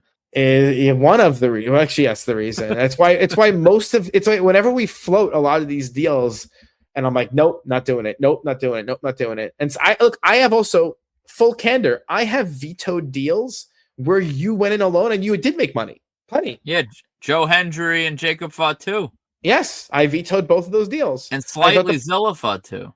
Yeah, barely. I have no issue with that one. But those are the two. And at the time, the reason why I vetoed them was that the pricing was too high. And honestly, it took longer for you to be profitable on Jacob than it even should have, because the price was high. Hendry, the price on Jacob wasn't high. I thought it was. No, never. Hendry, you made money very fast, very fast.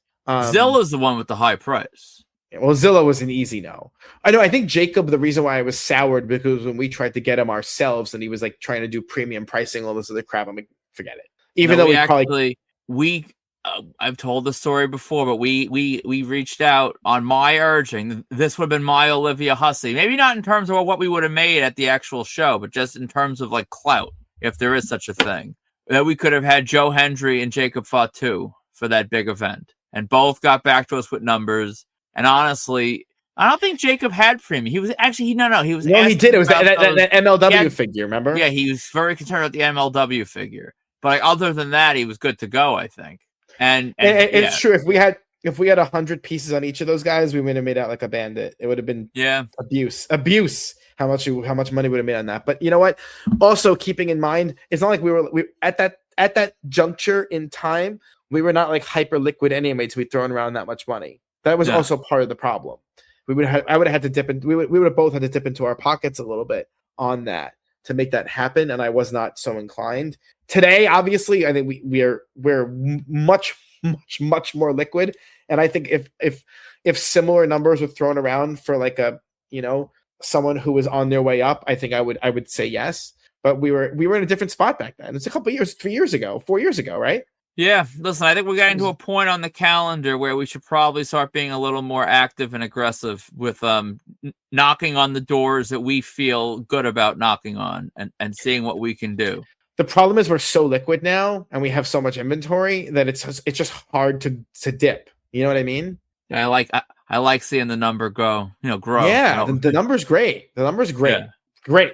And we're continuing to make sales every month. The number continues to grow, and like there's no cash flowing out, which is lovely at this moment. But and then it's like, well, I don't know. It is definitely a philosophical question. All right, we've spoken enough. Quickly, we're gonna punt listener questions to next week, which is great. In fact, what I think we should do is actually run through a ton of listener questions next week, a bunch of them, and make all of that. And we're just, because we don't need to do news and con happenings. And you're not going graphing this week, right? Yes, I am. When? I'm not giving the actual day, but the day after the day you want me to do it this week. That's right. Yeah. You could honestly punt the reporting on that for a week and no one would know. In fact, it would help protect the spot, wouldn't it? In theory. I'm not committing to all that, but we'll see, I'm fine not running it on the air. Yeah. So anyway, what's coming up? So this upcoming week, you do have a day in New York City, combo hunting. Nothing too exciting for me, but it's stuff that you've been chasing, so that's fine. You will be like a Judas. You'll be doing Fan Expo Philly. Gotta do it. I don't think you have to, but I think you're choosing to. If I didn't choose to, I'd be turning down Steel City before they even shoot off their shots. We don't even know what they're doing yet. That is true. That would be a bad move, and I have an option. You are wasting money doing Josh Gates live. I think that's a massive waste, but that's you know. And yeah, will you enjoy that, or will you in the moment realize this is a waste of money? I don't know. But I mean, it's a pre-show meet and greet 20 minutes from home, and I'll be out the door as soon as it ends. So fair. This is actually a pretty cool one. That that DJ meet and greet at Terminal 5. You know, well, it's not a DJ; it's all rappers. Fabulous, Rappers. Jim Jones, Dave East, and Mano.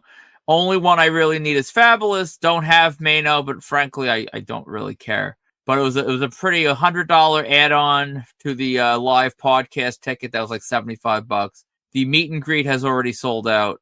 Are you gonna have to wait around for like 12 hours after this podcast? That's the question. I'm hoping it'll be pre-show, but I mean, God knows. Are you excited to sit through this live podcast or no? I like a lot of these podcasts. This is not one of my favorite ones. I much prefer Joe and Jada. I like the Joe Budden one. This is not a great one because I mean, frankly, who gives a crap what Mano has to say? And a lot of these guys are not really known for the hot takes and funny and anything like that. So, of all the podcasts to sit through, this is probably the least entertaining for me. But it'll be all right. I will not be really doing anything until Altoona. So I'm off the radar for the next few weeks. But I will be making an appearance in Altoona. If anyone wants to check out my battle scar from surgery, we can hang out with some wolf cubs and say hello in Altoona because we'll be there. That'll be the 13th of June.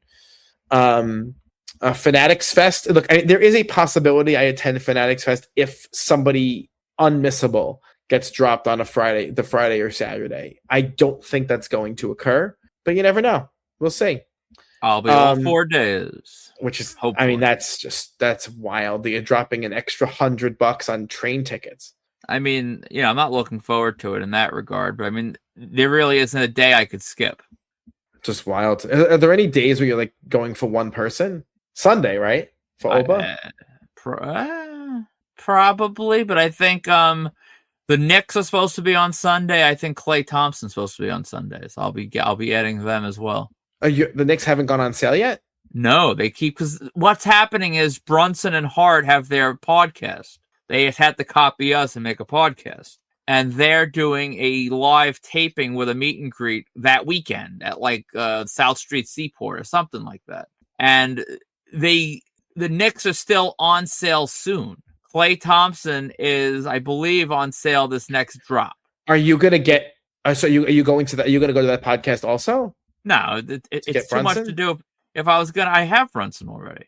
I want Josh Hart, but I mean, I'm not gonna do that. If I was gonna do anything after Fanatics Fest, it would be Hippos. I wouldn't do that. If you hadn't had Brunson yet, would you do it? Yes, I mean, I would have gotten him last year at Fanatics Fest. I would have taken him off and done that. But yeah, I mean, because now, I mean, with what he's doing now, I mean, he's kind of a must get, right? I was saying this the other day. I passed on an autograph for like an extra $120 or something. That was and a company that I'm not allowed to mention was selling a signed and framed jersey for $900. And obviously that's high. Obviously you're paying for the frame job, but you're also paying for that. He's like, his name is in the newspaper every single day. I'm right? saying at this point, like, I'll never get an autograph for $120 the way he's going. And that was I should have just, penny wise, pound foolish. I want to say $600 to probably not to go too far bullshit. Into basketball. Was his upside ever thought to be what it turned out to be, or no? No, there was a thing going around today. I saw that like all the like pundits, Chris Broussard, Stephen A. Smith, they were all sort of laughing at the Knicks for signing him, and it was considered an overpay because he wasn't even a top 15 point guard. And now I'm of the belief if he gets the Knicks to the finals, you got to argue him and Ewing. It's like a toss-up. I could see the argument for him over Ewing on the all-time Knicks list. And if they win the championship, I think he's over anyone besides Clyde. I don't think anyone expected that, but I mean, a lot of people were wrong. Talk about stepping up when it matters. Yeah. Right. I mean, you really almost have never seen that historically. Someone step up in this way when it matters literally the most. Not in this market. Not at all in this market. No. So it's kind of, as someone who's not follow basketball, you can't avoid it. The story is everywhere, and the story is incredibly compelling. It's an interesting thing. And Danhausen luckily helped us now by uncursing us and also cursing our foes. So, did you see the Danhausen Knicks shirt that came out? I did. Let me just say, if the Knicks win the Eastern Conference, which may happen this week, early this week, hopefully, the amount of money I'm going to spend buying T-shirts and hoodies, and then if they win the championship, I'm going to do it all over again, because I have not seen this since 1999 to even be in an NBA Finals. So I will spend probably $300 on swag and then do it again, God willing, if they win the whole thing. And talk about me trying to save $100 on an autograph to again do all this, but that is what I'll do. Is the Danhausen shirt official? Is it an official product? It is official. I'm not sure. I didn't look deep enough as to who was selling it, but yes, it's official. Is that something that's on the table for you or no? Honestly, depending on where it is and how I can get it, if I could throw it into a Fanatics order when they win, I think, whatever I'll be doing, I'll pay in full just so it doesn't make me weep all at once. And I'll just get what I need, because it is funny how like that definitely captures like a perfect moment in time, Yeah. So if you're shopping for autographs, check out www.markedoutcollectibles.com or our eBay store at Marked Out Collectibles. To contact us for any reason, email markedoutcollectibles@gmail.com, or like the other 6,400 plus people out there, join the Marked Out Autograph Collector community on Facebook. We still have no signings, public or private, to announce, so we're gonna wrap it up here. This is, by the way, Dana, by far our longest episode of all time. I think we may hit the 3-hour mark after all the edits and stuff. Whatever, like the pauses and stuff that gets taken out. We're over 3 enough that I think it may still be 3. I'm not sure. I blame you for this. I told you this was gonna go long. Yeah, and let me just say one thing. It's probably I know we just ended that segment, but I'm just throwing this out there. I bet you, on top of the live podcast Brunson's doing, they're waiting to see how this run goes. If he gets to the finals or beyond, that price that he was at the last Fanatics Fest, which was probably between $350 and $400 for a combo, it's probably doubled. I would say that it's going to be he's going to be a Scottie Pippen price probably in New York City off a conference finals or NBA championship win. That's what they're doing. That's why there's no details, because these prices, even Josh Hart is going to go up. They're all going to go up. So, prepare to pay. It's going to be more than championship shirts if you want to meet the Knicks. All right. So I think I'm going to call it. I'm throwing up the X to call it for this one. I think my butt's asleep from sitting in the chair for so long. I'm getting hungry. This episode will get you to Altoona. Forget commuting home from work. I know, because it's funny because we came on. I came on here a little bit late. I'm like, let me finish breakfast, and now I'm like, I gotta have lunch. Yeah. So wow.